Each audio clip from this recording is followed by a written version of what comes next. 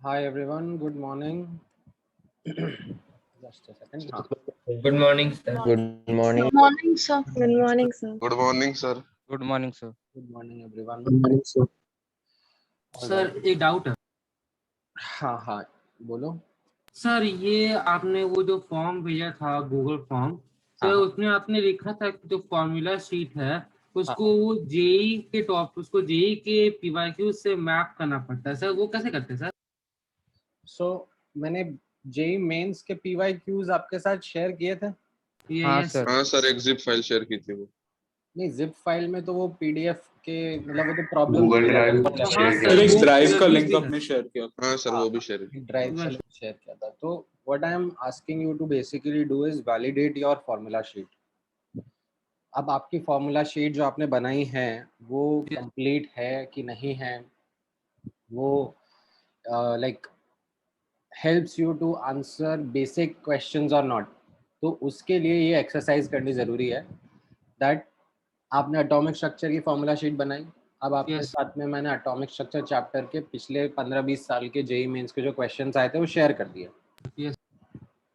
अब आपको देखना है कि जब आप अपनी फॉर्मूला शीट लेकर बैठते हो तो वो जेई मेन के क्वेश्चंस आप कर पा रहे हो कि नहीं कर पा रहे हो. ओके सर, ठीक है. ठीक मतलब है सर। आपको ऐसे बैठ के ये नहीं करना है कि किस क्वेश्चन में कौन सा फॉर्मूला लग रहा है, एकदम मतलब बैठ के मैप कर रहे हो, वैसा नहीं. You have to see that whether your formula sheet is able to, क्योंकि जेई मेंस में फॉर्मूला बेस्ड क्वेश्चंस ही आते हैं ज़्यादा. उसमें ऐसा नहीं होता कि मतलब बहुत घुमा फिरा के मल्टीपल कॉन्सेप्ट्स लगा लगू के क्वेश्चंस जैसे एडवांस में पूछते हैं वैसे पूछते हैं. उसमें ओ कॉन्सेप्ट सीधे मैप हो जाते हैं, राइट. यस, तो if you are able to map most of the questions to your formula sheet तो मतलब आपकी formula sheet अच्छी है, it works well. Yes sir, ठीक है. So that is the validation that I'm asking you to do. Sir, तो ये मतलब हर सिर्फ चैप्टर के लिए करना है? हाँ, क्या कह रहे हो? सर, इस वाले के लिए तो नहीं करना है ना, इस चैप्टर के लिए तो नहीं करना पड़ेगा ना फॉर्मूला शीट?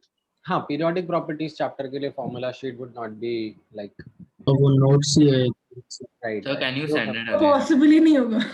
हाँ सर, फिर मतलब डबल नोट्स लिख। हाँ, मैं वापस से शेयर कर देता हूँ ये जेई मेंस वाला जो आप कह रहे हो ना, मतलब अगर आपके पास में नहीं आया था, मैं एक बार दोबारा लिंक शेयर सर एक बार दोबारा भेज दीजिएगा। हाँ, मैं ग्रुप पे डाल देता हूँ. सर तो मतलब हम लोग को जेई मेंस के एक एक क्वेश्चन सॉल्व करने हैं, उसके बाद सुबह हम लोग को सॉल्व करने के बाद देख लेना है कि जो जो फॉर्मूला इसमें लिखे हैं वो सारे के सारे मैच हुए कि नहीं. हाँ.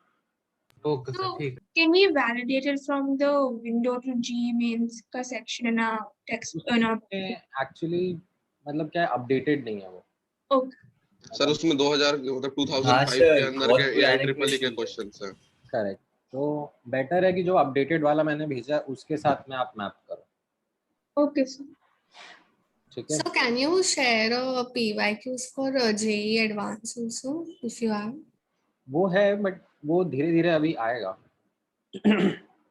उसको एक्चुअली अभी करने की जरूरत नहीं है. वो typically it is better that you rather give it in a taste like atmosphere. Okay. ठीक है. मतलब आपको अगर करना ही है तो आप सिंपल जेई एडवांस्ड PYQs लिखोगे खैर, बट वो आपको चैप्टर वाइज मैप नहीं मिलेंगे. चैप्टर वाइज चाहिए रहेगा आपको. हाँ ठीक है. अभी रुक जाओ, उसको अभी मत करो. That is something which will be useful when you give it in a test kind of a setting only. Okay, sir. So for now the booklet में जो भी है the window to JEE Advanced वो ही करना है. हाँ हाँ हाँ. ठीक है. अच्छा, यहाँ पर आई कैन सी कम बच्चों ने ही भरा है, आधे बच्चों ने ही भरा है अभी तक दैट चैप्टर स्टेटस. ठीक है. बाकी लोग सर, आधे लोग अपडेट कर रहे होंगे. हाँ. सो मैंने उसमें एडिट आफ्टर सबमिट का ऑप्शन ऑन करके रखा है. Yes. तो ऐसा नहीं है कि आपने एक बार भर दिया तो वो पत्थर की लकीर हो गया और अब वो आपके ऊपर रहेगा ही रहेगा.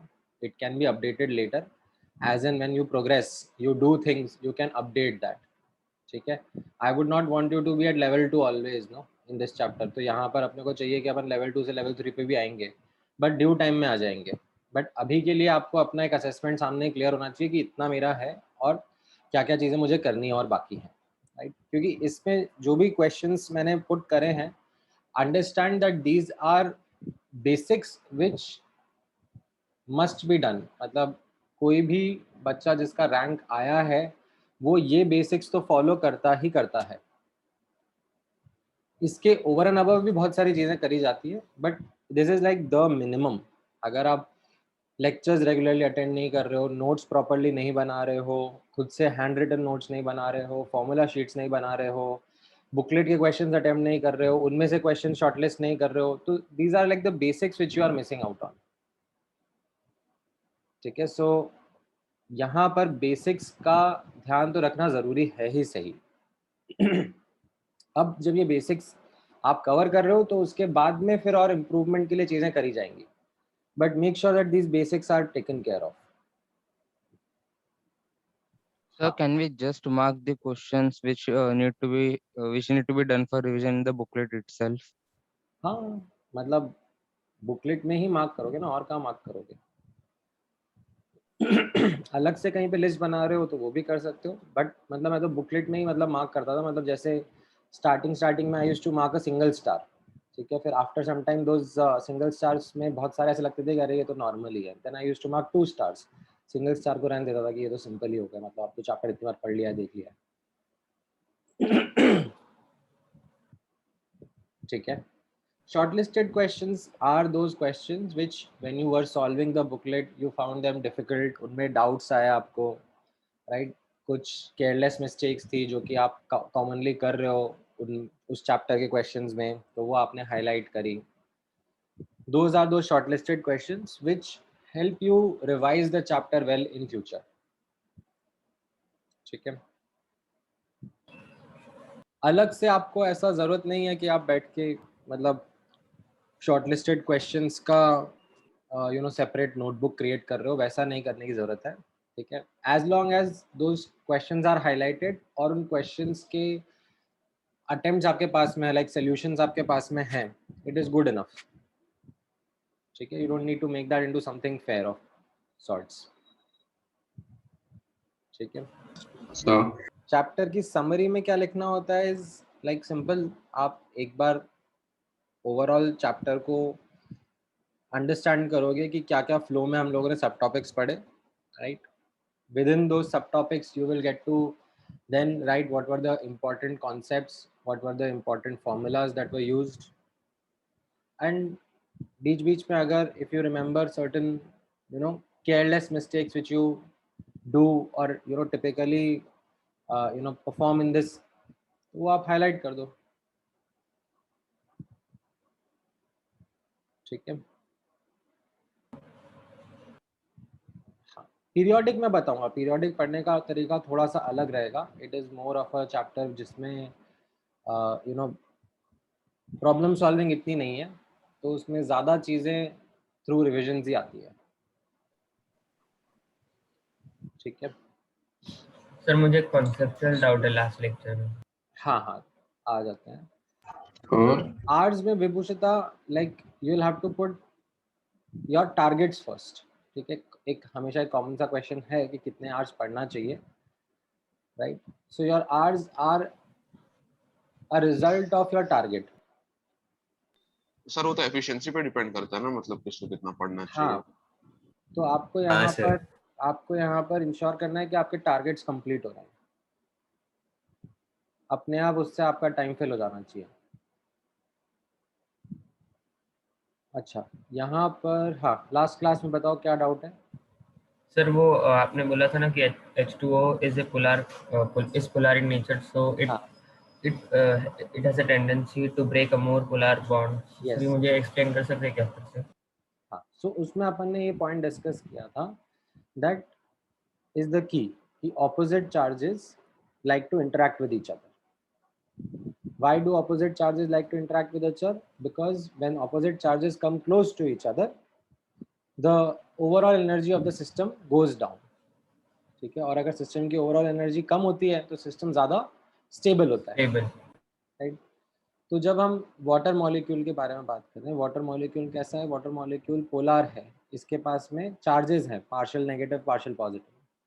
तो ये जो चार्जेस हैं वो ऐसे बॉन्ड से ज़्यादा इंटरेक्ट करना चाहेंगे जहाँ पे ज़्यादा चार्जेस हो, ठीक है। सर वो तो ज़्यादा पॉजिटिव चार्ज के पास जाएंगे ना? तो नेगेटिव वाला पॉजिटिव के पास जाएगा या पॉजिटिव वाला नेगेटिव के पास जाएगा। मतलब जैसे ये HClO4 का मॉलिक्यूल है, ठीक है, ये HClO4 का मॉलिक्यूल है, तो इसमें अगर मैं इस बॉन्ड को नोटिस करूं तो इस बॉन्ड में चार्ज डिस्ट्रीब्यूशन कैसा रहेगा, हाइड्रोजन की तरफ पार्शियल पॉजिटिव चार्ज और ऑक्सीजन की तरफ पार्शियल नेगेटिव चार्ज, क्योंकि ऑक्सीजन ज़्यादा इलेक्ट्रोनेगेटिव है, राइट। Yes sir. वाटर के मॉलिक्यूल्स आएंगे, वाटर के मॉलिक्यूल्स, लेट्स से ये वाटर का मॉलिक्यूल आया, राइट, तो इसका पार्शियल नेगेटिव एंड दूसरे ये बॉन्ड के पार्शियल पॉजिटिव एंड के साथ में इंटरेक्ट करने की कोशिश करेगा, ठीक है। Yes sir. ये वाला वाटर मॉलिक्यूल का ये वाला पार्शियल पॉजिटिव एंड इसके पार्शियल नेगेटिव एंड के साथ में इंटरेक्ट करने की कोशिश करेगा, right, and because of that interaction energy is released which is used in breaking of this bond. Okay sir, ठीक है, अंडरस्टैंड। सो ज़्यादा पोलर बॉन्ड्स को ब्रेक करने की कोशिश करेगा water molecule. Sir, why can't the partial negative side and the partial positive side of the same bond of the same molecule, sir, interact with the other molecule? Means you do two different H2O molecules here. हाँ, कर सकता है ना, बिल्कुल, but अब आप ऐसा होगा ना that when you will think of it practically, तो ये सब्सटेंस क्या हो रहा है, लाइक इसमें डिसॉल्व हो रहा है ना। Yes, sir. So when you dissolve something in water, it homogeneously spreads around. It is surrounded by water molecules. That is larger quantity. Yes, sir. मतलब आप ऐसे है ना कि लाइक ये HClO4 पानी में डाल रहे हो या पानी HClO4 में डाल रहे हो, उस पर डिपेंड करेगा। Which Okay, is sir. solute, which is solvent. Okay, sir. All right. Any other doubt from last discussion? I think ये last में हम लोग mixed oxides और peroxides और super oxides का discussion रह गया था। Yes, sir. Yes, sir. Right, so इसमें मैंने आप लोगों के साथ में लाइक एसिडिक ऑक्साइड्स क्या होते हैं उसके बारे में बात कर लिया था। And then it is see, यहाँ पर जैसे मैंने आपको बताया इनऑर्गेनिक में अब ऐसा नहीं है कि एसिडिक ऑक्साइड समझ में आ गया तो यू कैन बी सेटिस्फाइड कि हाँ एसिडिक ऑक्साइड समझ में आ गया। अब एसिडिक ऑक्साइड के कुछ कुछ एग्जांपल्स एटलीस्ट जो कॉमन वंस है, और भी बहुत सारे हैं, ये मैंने आपको यहाँ पे लिखवाए कि इनके बारे में ध्यान रखना, ठीक है। कॉमन इनऑर्गेनिक एसिड्स हैं और ये उनके एसिड एनहाइड्राइड्स हैं। इन एसिडिक एनहाइड्राइड्स को हम पानी में मिलाएंगे तो ये एसिड्स क्रिएट कर लेते हैं, ठीक है। These are some common ones. Then there are these basic oxides. तो बेसिक ऑक्साइड्स की डेफिनेशन आपको समझ में आई, राइट। एंड देन मैंने हाईलाइट करा कि अल्कली अल्कलाइन अर्थ मेटल्स के जो ऑक्साइड्स रहेंगे they are going to form strong bases in general, and जो डी ब्लॉक के मेटल्स रहेंगे they typically form weak bases. Then मैंने यहाँ पर आपको ये हाईलाइट कराया था जो एक्चुअली ऊपर वाला ही पॉइंट था, ठीक है। यहाँ पर ही हमने जो पढ़ा था that how to compare acidic strength and basic strength among oxides, उसी का एक्चुअली यहाँ पर ही एक्सटेंशन था, ठीक है, but slightly different scenario. Why? Because इसके पहले के जो एग्जांपल्स थे उसमें मैं एलिमेंट टू एलिमेंट कंपेयर कर रहा था, राइट। जैसे यहाँ पर ऊपर के जो एग्जांपल्स थे उसमें I used to go across down the group या अक्रॉस अ पीरियड, ठीक है, जो ऑक्साइड्स हम लोग कंपेयर कर रहे थे। यहाँ पर जो मैंने एग्जांपल्स आपके सामने कंपेयर करे वो कैसे एग्जांपल्स थे, सेम ही एलिमेंट के different different oxides, different different oxidation state के, लाइक FeO, Fe2O3। तो इसमें भी वही अंडरलाइन कॉन्सेप्ट लग रहा है दैट अगर डेल्टा En ज़्यादा होगा तो acidic nature of the oxide will be more, basic nature of the oxide will be, sorry उल्टा बोल दिया, उल्टा, हाँ ज़्यादा होगा तो बेसिक नेचर ज़्यादा होगा, एसिडिक नेचर कम होगा, ठीक है। देन हम लोगों ने एम्फोटेरिक ऑक्साइड्स का डिस्कशन किया था। एम्फोटेरिक ऑक्साइड्स में मैंने बताया था दैट देयर इजंट समथिंग कि आपको कोई रैंडम ऑक्साइड में दे दूं और आप उसको देख के बता पाओ कि एम्फोटेरिक होगा कि नहीं होगा। आपको ये एग्जांपल याद में रखने हैं, ठीक है। These are some examples which you must remember कि हाँ these are amphoteric in nature. Same with neutral oxide. वो कंट्रोवर्शियल वाली चीज याद रखनी है क्या? Just keep it at the back of your head that sometimes if it comes as a like choice, तो हम लोग तो NCERT फॉलो करेंगे, हम लोग तो मानेंगे कि एम्फोटेरिक है, ठीक है। ये मैंने इसलिए यहाँ पे डाल दिया because I have like got questions from students कि सर यहाँ पर तो ऐसे लिखा है, वहाँ पर तो ऐसा लिखा है, तो ठीक है। Now, neutral oxides are those oxides which do not react with acids or bases. 3 examples हैं, basic examples याद में रखना, CO, NO और N2O. ठीक है, again remember these examples. Then अब ऑक्साइड्स में वैसे तो ये क्लासिफिकेशन हो गया, दिस इज एक्चुअली 1 से लेकर 4 तक का ही क्लासिफिकेशन होता है, acidic, basic, amphoteric and neutral. ठीक है, this is the classification of oxides which is typically done based on their nature. ठीक है, हाउएवर अब मैं और कुछ एग्जांपल्स या और कुछ नाम ऑफ ऑक्साइड्स आपके साथ डिस्कस कर रहा हूँ which are common occurrence in inorganic chemistry. ठीक है, they are not fitting into the same classification जो हमने ऊपर यहाँ पे डिस्कस किया। ठीक है, but they are something which you should be aware about. ठीक है, जैसे there is a concept called as mixed oxide. What is meant by mixed oxide? So the oxide is actually a mixture of 2 simple oxides. जैसे Fe3O4 है, right? तो अगर आपको मैं बोलूं Fe3O4 का एनालिसिस करो तो आप सोचोगे कि सर थोड़ा समझ में कम आ रहा है, क्यों? क्योंकि ऑक्सीजन की वैलेंसी तो -2 होती है। तो अगर मैं आयरन की वैलेंसी सोचूं यहाँ पर, तो वो लग रहा है कि +8/3 ऐसा लग रहा है आयरन के एटम की valency, which kind of does not make sense, like it is like a fractional thing, right? ऐसा होता है ना कटायन अनायन की अगर अपन बात करते हैं, जैसे FeO है तो उसमें O2- अनायन रहेगा और Fe2+ कटायन रहेगा। ठीक है, Fe2O3 में ऑक्सीजन का -2 अनायन रहेगा, तो आयरन का क्या रहेगा?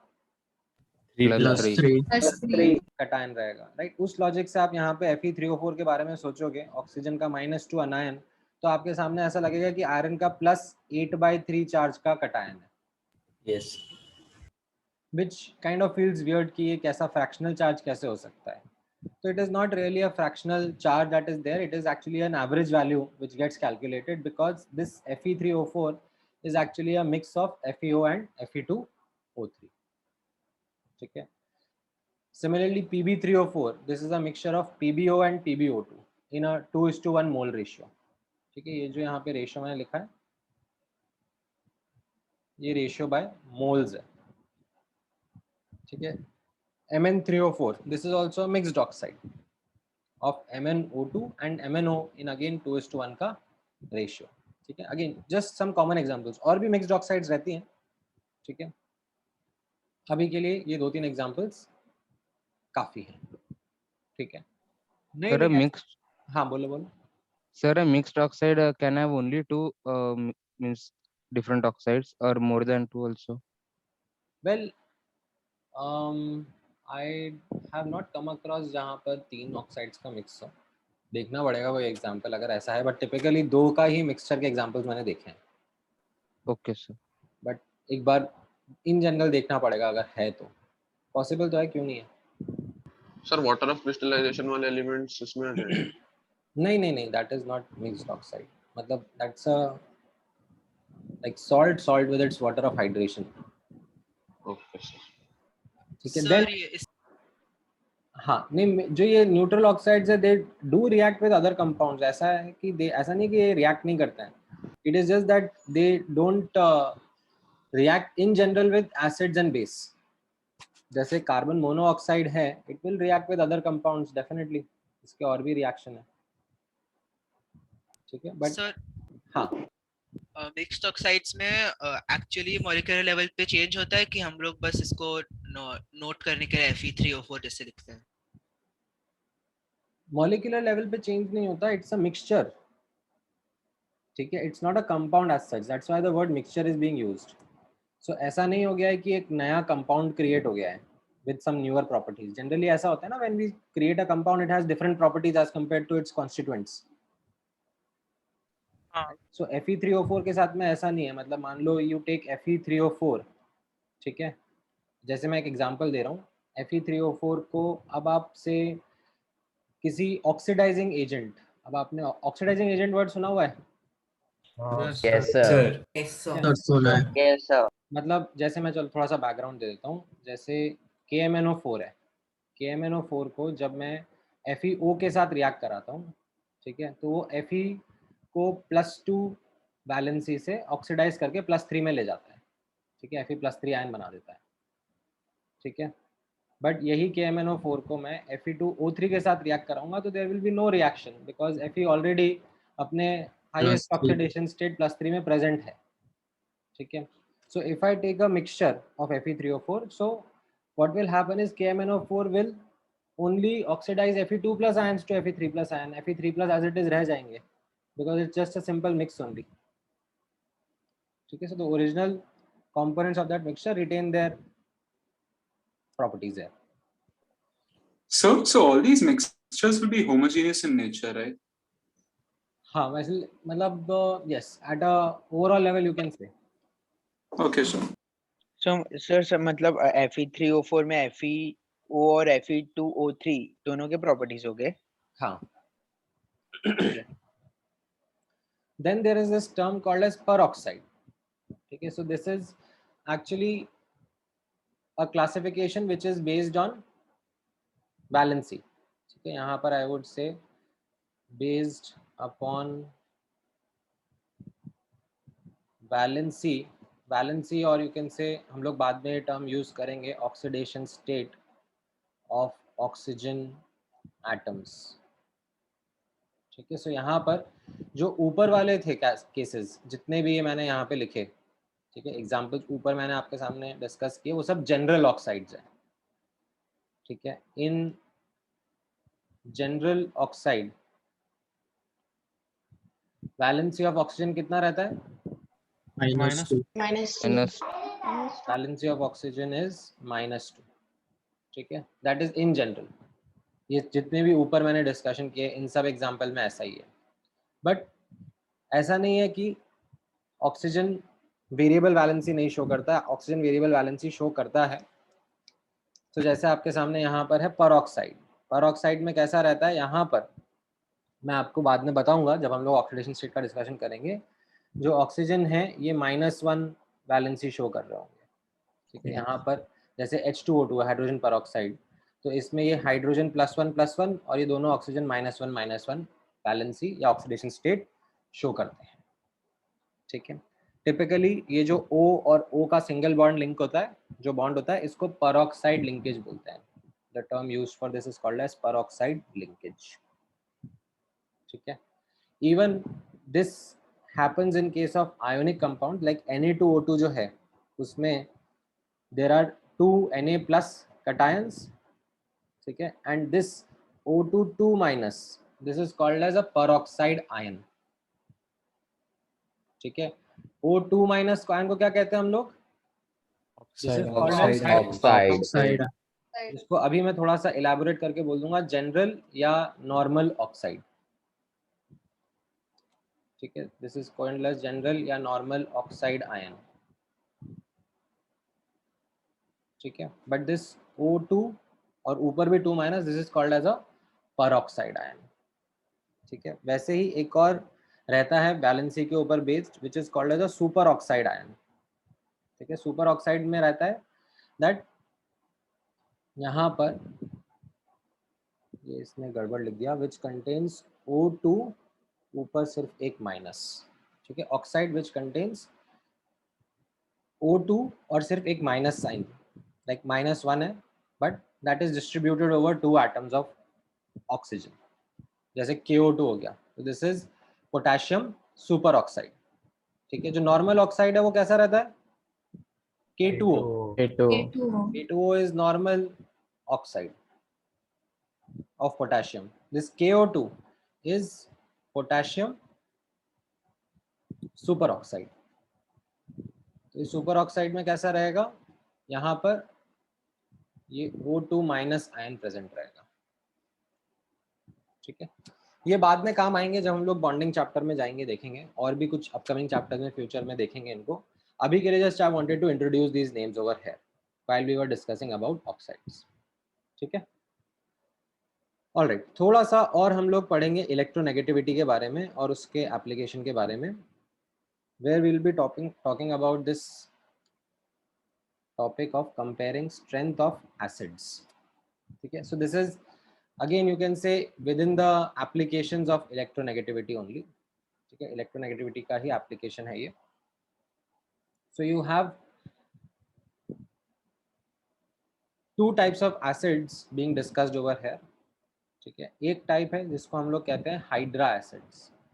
हाइड्रा एसिड्स क्या हो गए? HX type, like HCl, HBr, H2S, right, जिसमें hydrogen is directly attached to some other element. Then the other category is oxy acids. ठीक है, ये oxy acids कैसे आ रहे हैं? These are in which you have this XOH type, like there will be an entire X group. ठीक है, it could be like something जैसे H2CO3 हो गया. ठीक है, तो H2CO3 में कैसा हो जाएगा? इसका स्ट्रक्चर आपको ड्रॉ करना नहीं आता है, मैं स्ट्रक्चर ड्रॉ करके बता रहा हूँ आपको. ठीक है, ये कार्बोनिक एसिड H2CO3 का एसिड का स्ट्रक्चर होता है. तो इसमें अब क्या हो जाएगा? Like this is the OH part and this entire thing is the X part. ठीक है, और you could have done the other way round. You could have talked about दूसरी साइड वाला part as the OH part. ठीक है, and this entire thing is the X part. ठीक है, so these are called as oxy acids. Now अब यहाँ पर हम लोग देखेंगे that in the comparison of acid strength, ठीक है, how do we understand it across a period और डाउन द ग्रुप. ठीक है, एक एक करके समझेंगे. Now before I in fact start doing the strength of acids, there are certain misconceptions which commonly are there among students about strength of acids. So the number one or the first misconception of acid strength is students relate acid strength of compounds with pH values. That is incorrect. pH values are a measure of acidic strength of solution, not a measure of acidic strength of compound. So जैसे यहाँ पर आप notice करोगे,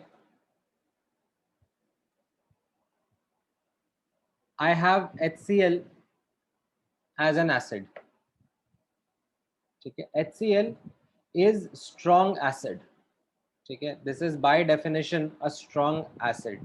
but अगर मैं चाहूँ तो मैं क्या कर सकता हूँ? खूब सारा पानी लूँ और उसमें छोटा सा थोड़ा सा अमाउंट में HCl डाल दूँ, तो ये क्या हो जाएगा? इस सोल्यूशन का pH कुड बी 6.5, इसका pH कुड बी 6, राइट, या 5, व्हाटएवर, डिपेंडिंग अपॉन जितना मैं HCl का अमाउंट डाल रहा हूँ. ठीक है, तो ये सोल्यूशन क्या हो गया? ये सोल्यूशन वीकली एसिडिक हो गया. ठीक है, but that does not change the fact कि HCl is a strong acid.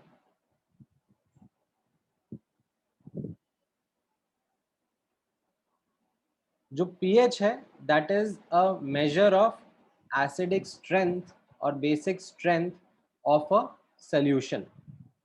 ठीक है, it is not an indicator of the acidic strength और basic strength of the compound itself. Sir तो सिर्फ HCl का pH लिया तो उसको कंपेयर कर सकते हैं? हाँ, सो एक्चुअल में फिर यहाँ पर आपको शायद पता हो या आपने शायद सुना हो, जो एक मेजर होता है एसिडिक स्ट्रेंथ का, ठीक है, वो होता है pKa या फिर pKb वैल्यूज. ये सुना है आपने कभी? पीके इसका फुल फॉर्म No, क्या है? sir. नहीं सर. लगता है ना? हाँ सर सुना है. No, नहीं sir. सर, नहीं. नहीं Yes, सर, sir. नहीं sure. सर. लगता है ना लॉग. सुनोगे सर ये तो पीके की तरह लग रहा so, बाद में सुनोगे आप. ठीक है, आएगा ये बाद में when you will be studying ionic equilibrium chapter, या अभी आपको थोड़े टाइम में जब ऑर्गेनिक का ट्रैक शुरू होगा तो वहां पर पहले ही बता देंगे कि जो pH है वो सोल्यूशन के डिफाइन करा जाता है. ठीक है, एक कंपाउंड के लिए द स्ट्रेंथ ऑफ एसिड, ठीक है, हम लोग यहाँ पे बात करेंगे. मैं यहाँ पे आपके सामने डिस्कस करूंगा, ये वाला पैराग्राफ आप रीड करोगे. The strength of solution is related to its tendency to give H plus in the solution. Greater the tendency to give H plus, greater is the acidic strength. तो कैसा होता है, जैसे आप HCl लेते हो, HCl आप पानी में डालते हो, तो HCl 100%, almost 100% dissociate हो जाता है into giving H plus and Cl minus ion, right? And that is where HCl is called as a strong acid. ठीक है, why? Because the tendency to dissociate and give H plus is really really high, whereas weak acid, जैसे आपको पता है acetic acid is a weak acid. Yes. Yes, sir. Yes. Acetic acid weak acid क्यों है? क्योंकि acetic acid को जब पानी में डाला जाता है तो वो पूरा का पूरा डिसोसिएट नहीं होता. ठीक है, वो लेस देन 1%, ठीक है, पार्शियल डिसोसिएशन होता है. इनफैक्ट यहाँ पे मैं आपको एक आइडिया दे रहा हूँ कि इनफैक्ट लेस देन 1% होता है. जैसे यहाँ पर ऑलमोस्ट कंप्लीट डिसोसिएशन हो गया HCl का. Yes, sir. ठीक है, एसिटिक एसिड में you have partial dissociation. Sir उसका 1% से भी कम डिसोसिएट होता है. हाँ, 1% से भी कम डिसोसिएट होता है. सो दैट इज, अब वो वेरी करता है एसिड टू एसिड. कुछ में 4, 5, 10, 15, 20% भी होता है, कुछ में 0.001% भी होता है. ठीक है. So weak acids are those acids which dissociate partially. Strong sir acid, तो बाकी का एसिड मतलब डिसोसिएट जो नहीं होता है वो ऐसे ही पड़ा हुआ रहता है सॉल्यूशन में. हाँ, वो मतलब मॉलिक्यूल डिसॉल्व हो जाता है बट डिसोसिएट नहीं होता है. मतलब जैसे आपने एसिटिक एसिड लिया तो वो एसिटिक एसिड होमोजीनियसली स्प्रेड हो जाएगा, डिसॉल्व हो जाएगा. हाँ सर समझा. बट उसमें से कुछ ही मॉलिक्यूल्स होंगे जो कि डिसोसिएट होंगे. ठीक है, और एक ये इक्विलिब्रियम एस्टैब्लिश हो जाता है. इक्विलिब्रियम का कॉन्सेप्ट वैसे आपको पढ़ाया जाएगा बाद में, बट आई थिंक थोड़ा आइडिया है आपको. लाइक फॉरवर्ड बैकवर्ड दोनों जाता है. So this is what the true definition of acidic strength is. This is what the underlying important definition is, that what is meant by acidic strength. दोबारा ध्यान से read करना. The strength of an acid is related to its tendency to give H plus in the solution. Greater the tendency, greater is the acidic strength. अब ऐसा है कि जैसे मैंने आपको बताया कि अगर मैं लाइक HCl, जैसे बाय डेफिनेशन ये स्ट्रॉन्ग एसिड है. क्यों? क्योंकि HCl आप पानी में डालोगे वो कंप्लीटली डिसोसिएट हो जाएगा. ठीक है, बट अगर आपने बहुत कम अमाउंट में डाला तो उससे आने वाला H प्लस बहुत कम रहेगा, तो सोल्यूशन वीकली एसिडिक रहेगा. But that does not change the fact that HCl is a strong acid. HCl is still a strong acid because जितना भी कम अमाउंट आपने डाला वो पूरा का पूरा डिसोसिएट हो गया into H plus and Cl minus.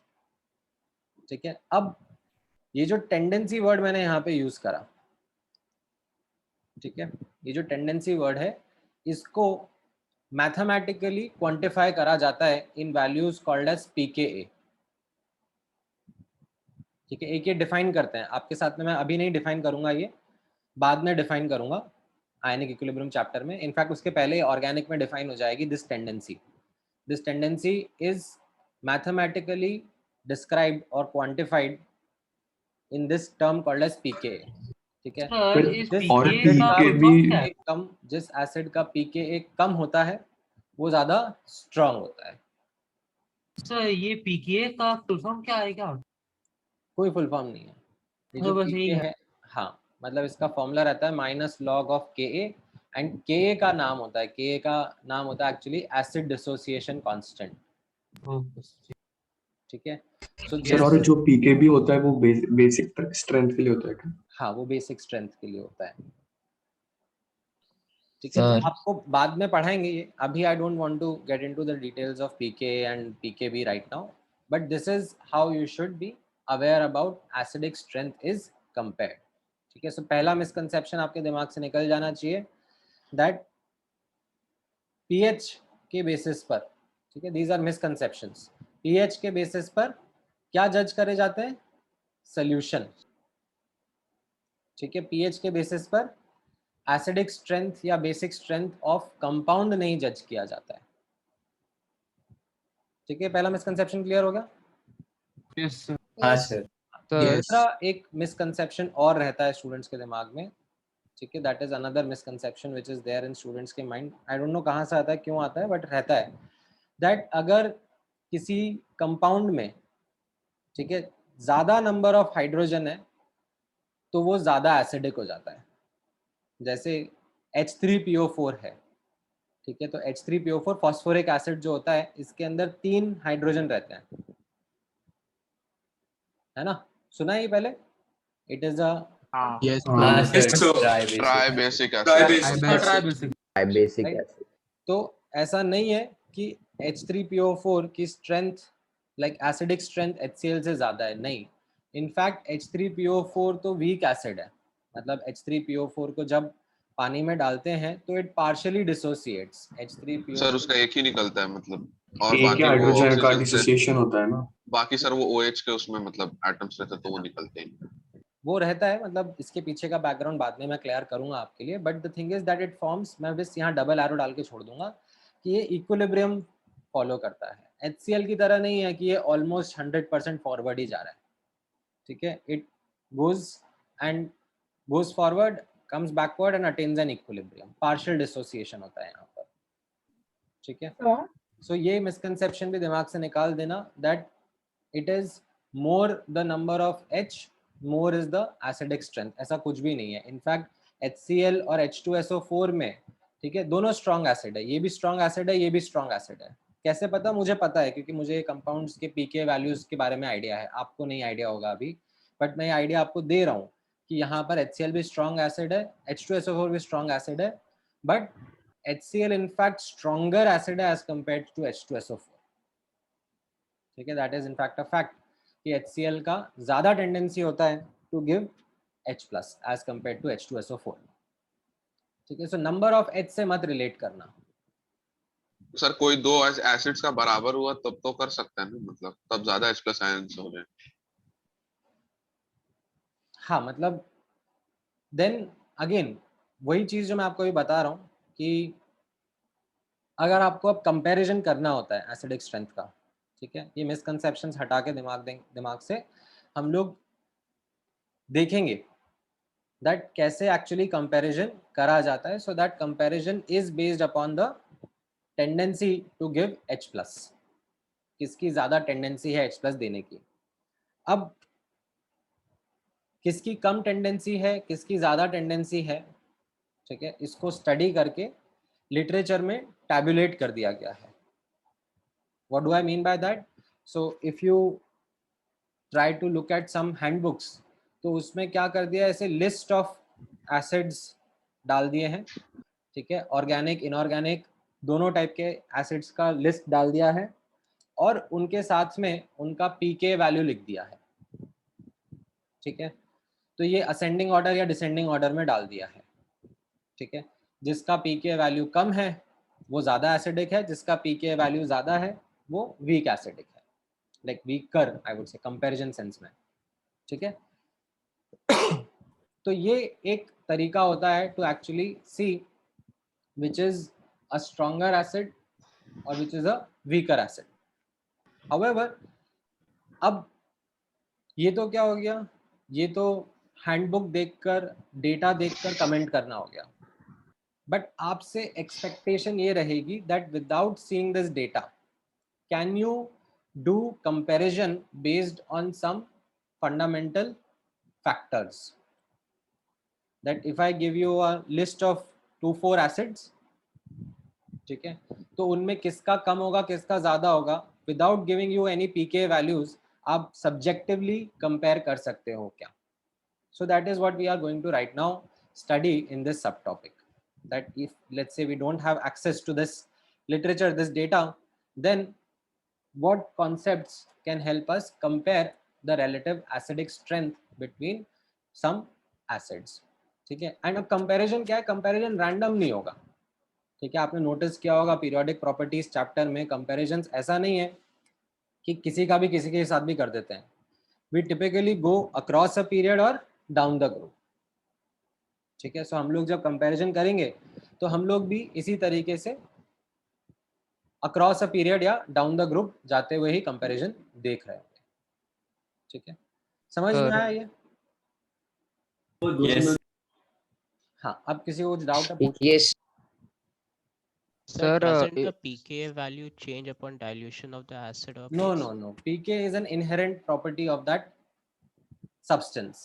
ठीक है, Okay, जब so उसको that's पानी why में डाल we are- देते हैं या किसी भी सोल्यूशन में डाल देते हैं तो फिर सोल्यूशन का pH वैल्यू डेवलप होता है, like that is a value that comes into existence. Okay.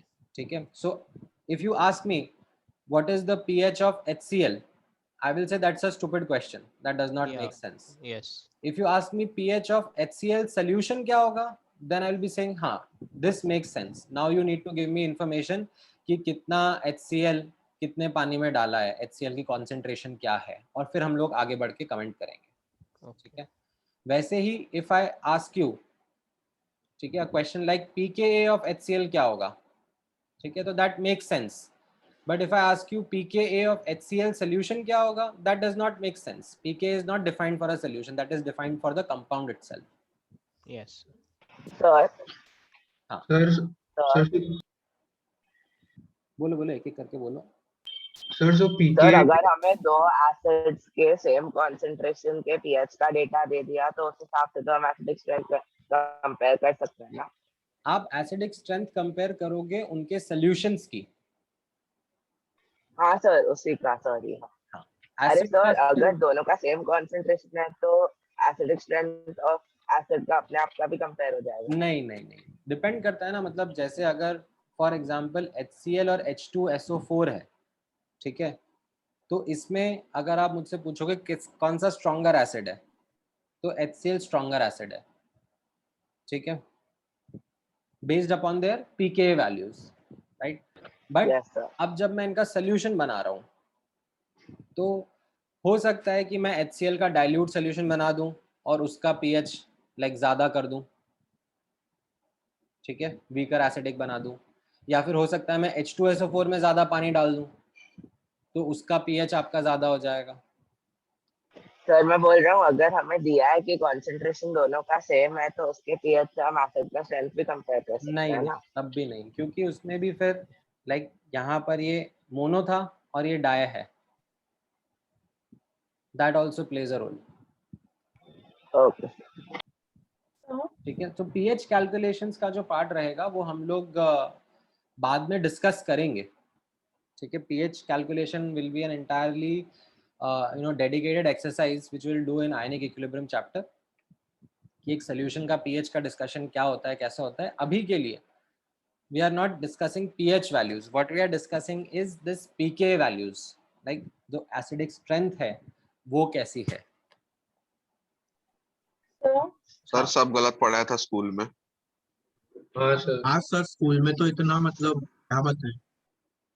Refund मांग लेंगे सर हम लोग। नहीं, वो होता है, वो स्टार्टिंग में रहता है। So, एक एक करके। हाँ, अनुश्री पहले आप बोलो। So in 10th, we had learned that the strength of an acid depends upon the number of hydrogens which is replaceable in an acid. Is it true? Yes, sir. No, that is what I Yes, sir. told वही- है ना, that यही is a सिखाया। misconception। ऐसा नहीं है। इसे क्यों पढ़ाते हैं ये? सर तो पूरा 10 हाँ हम सर मतलब बेसिक पढ़ाओ So बट it's गलत nothing मत but पढ़ाओ। replaceable acid like the 10. Sir जिसने 10th में टीचर की बात नहीं सुनी उसका अब फायदा हो गया। यस सर, हाँ मतलब याद ही नहीं जो है। वो इसीलिए मतलब मैंने यहाँ पर ये, क्योंकि I have seen this before ना, that certain misconceptions have been there in like because it was there in curriculum और somewhere taught to students, but ये दिमाग से बिल्कुल निकाल देना। मतलब जैसे मैंने आपको एग्जांपल दिया ना, यहाँ पर H3PO4 में 3 आयोनाइजेबल हाइड्रोजन है per molecule, but that does not mean it's a stronger acid. No, in fact from the data point of view we understand that H3PO4 is in fact a weak acid, it partially dissociates। ठीक है sir वैसे तो correct है but H3PO4 में उतने ions बनते नहीं क्योंकि वो डिसोसिएट नहीं होता। That's right. हाँ, तो पूरा 10th में इतना गलत क्यों सिखाते हैं सर? हाँ सर मतलब क्वांटम मैकेनिकल मॉडल से मतलब मॉडल ऑफ एटम समझा तब इतना गलत पढ़ा है। सर झूठ जी रहा था। ठीक है चलो अभी अपन लोग यहाँ पे फोकस करते हैं। अभी अपने को ये चीजें समझ में आ रही है? हाँ सर हाँ अब धीरे समझ में धीरे। आ रही है, अब आंख खुल गई सर सर। अभी सब क्लियर भी हो। ठीक है। अब जैसा मैंने आपको बताया कि अब हमारा आगे का ऑब्जेक्टिव क्या है, that I want to do, like मेरे जो टॉपिक का हेडिंग है, I want to compare strength of acids. ठीक है। So rather than getting the table and the pKa values, I want to subjectively do that comparison कि HCl HBr में कौन ज़्यादा स्ट्रॉन्गर है, कौन सा कम स्ट्रॉन्गर है। ठीक है, ये जो कंपैरिजन में करना चाहूँगा ये सब्जेक्टिव बेसिस पे करूँगा। ठीक है। So to start that comparison, I need to understand the factors which affect this tendency to give H+. ठीक है, factors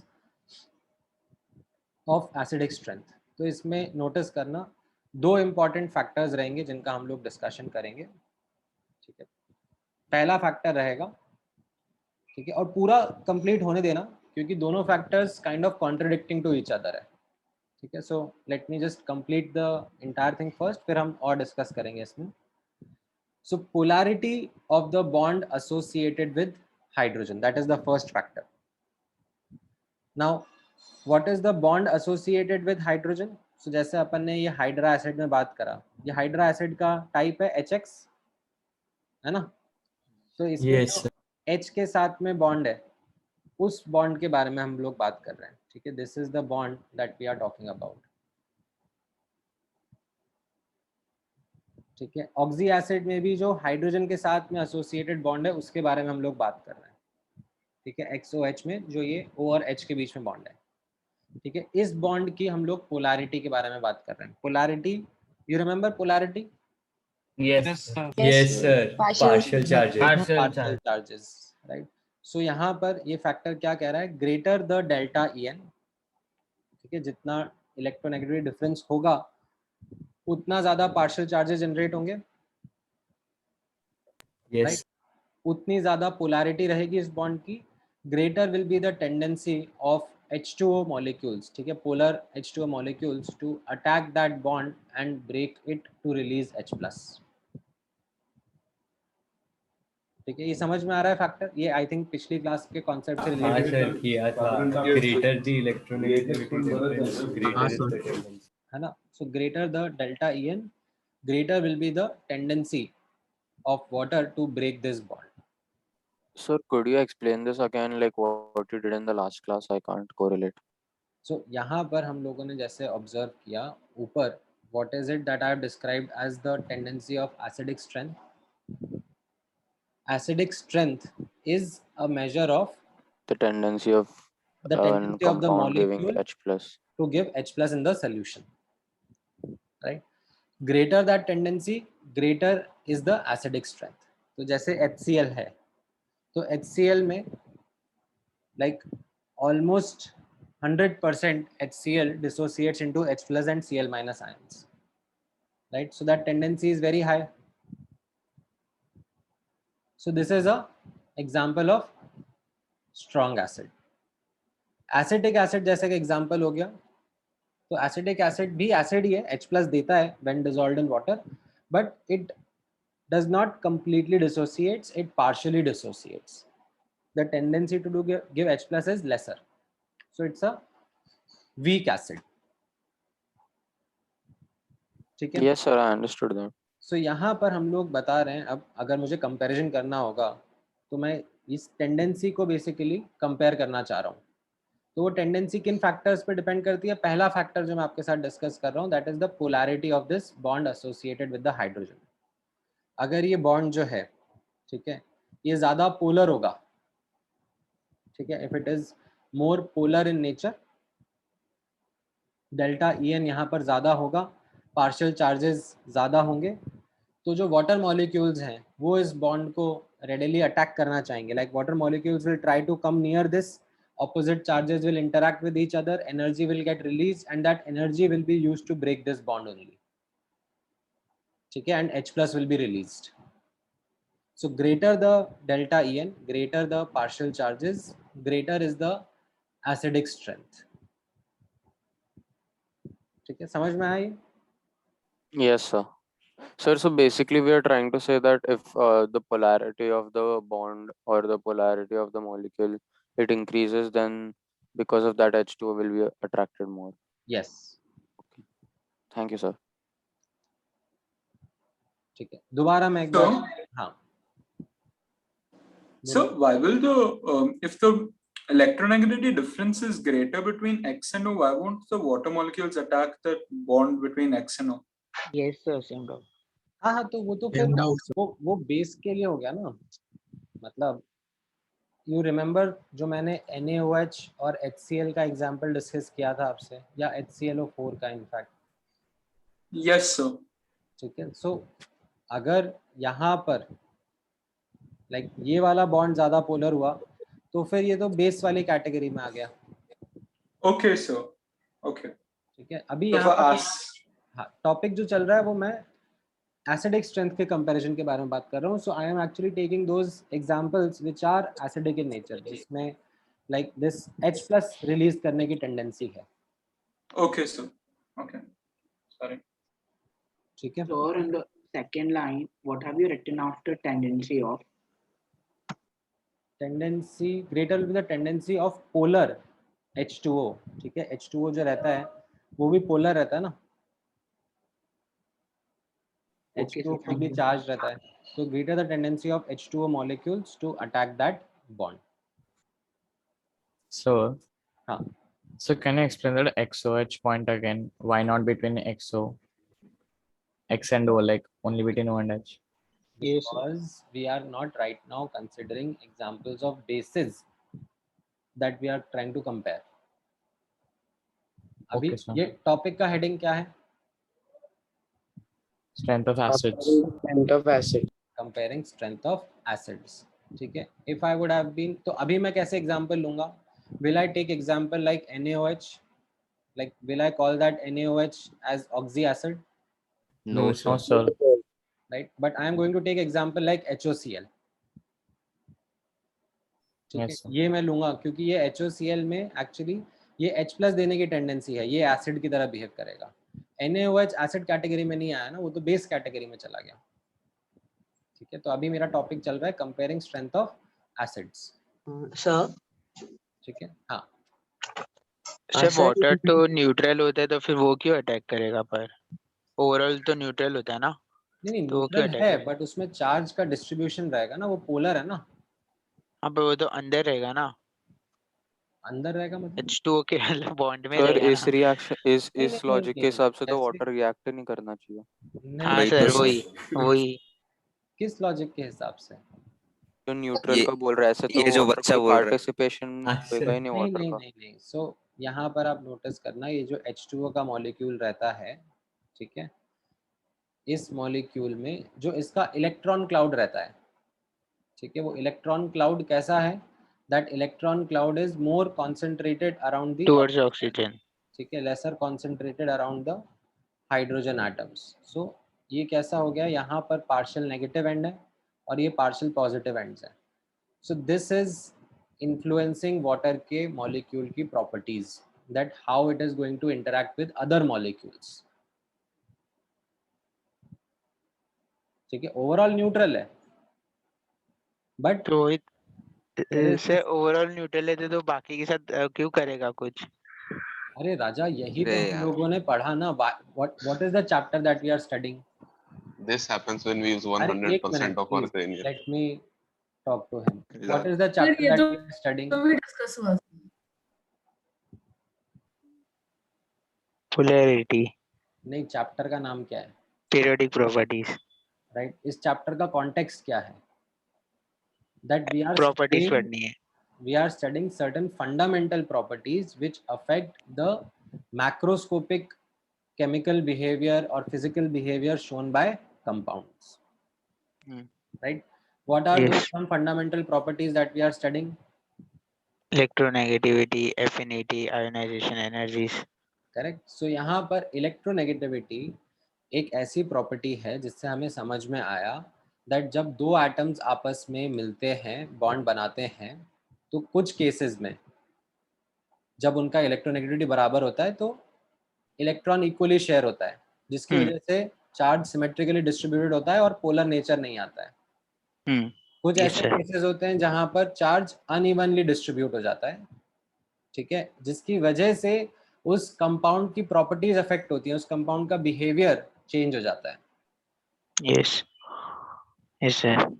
सो वाटर मॉलिक्यूल भी वैसा ही एग्जांपल हो गया, जहां पर because of the electronegativity difference there is this distribution of charge within the molecule that happens, Okay. And that Okay, sir. Affects its properties Okay, sir. To interact.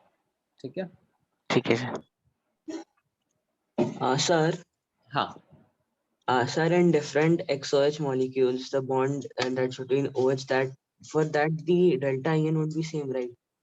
हाँ, अपन करेंगे अभी। You are putting that point across, valid point. मेरे को इसलिए मैंने कहा एक बार को पूरा करने दो, ठीक है। सो ये वाला पॉइंट समझ में आया, पोलैरिटी बढ़ेगा, टेंडेंसी टू गिव H+ बढ़ेगा, एसिडिक स्ट्रेंथ बढ़ जाएगा। यस सर, ठीक है। अब दूसरा जो पॉइंट है, Sir, I have a doubt. बोलो। Sir, if polarity is increasing, sir, then bond strength will increase, and then, sir, the tendency to give H+ will decrease, right? Correct आ रहे हैं, मैं वही बताना चाह रहा हूँ, कॉन्ट्रडिक्शन है यहाँ पर। Okay, sir. Okay, sir. अपन देखेंगे। तो दूसरा पॉइंट देखना, दूसरा पॉइंट है the strength of the bond, ठीक है, strength of the bond associated with H,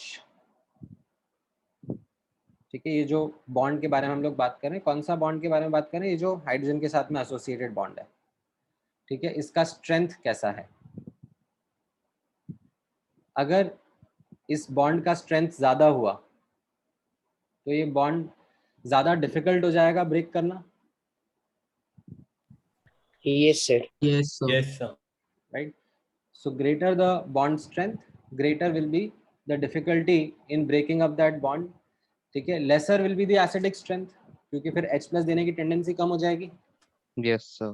Yes, sir. Basic strength. है ना, ये H+ को देने की टेंडेंसी कम हो जाएगी।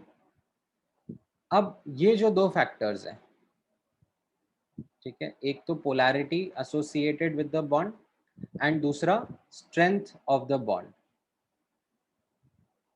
कौन सा bond? The bond that is associated with hydrogen. ये दो इंपॉर्टेंट अंडरलाइंग फैक्टर्स हैं which are going to govern the tendency of this bond to break. Now as you rightly pointed out, ठीक है, यहाँ पर नोटिस करना,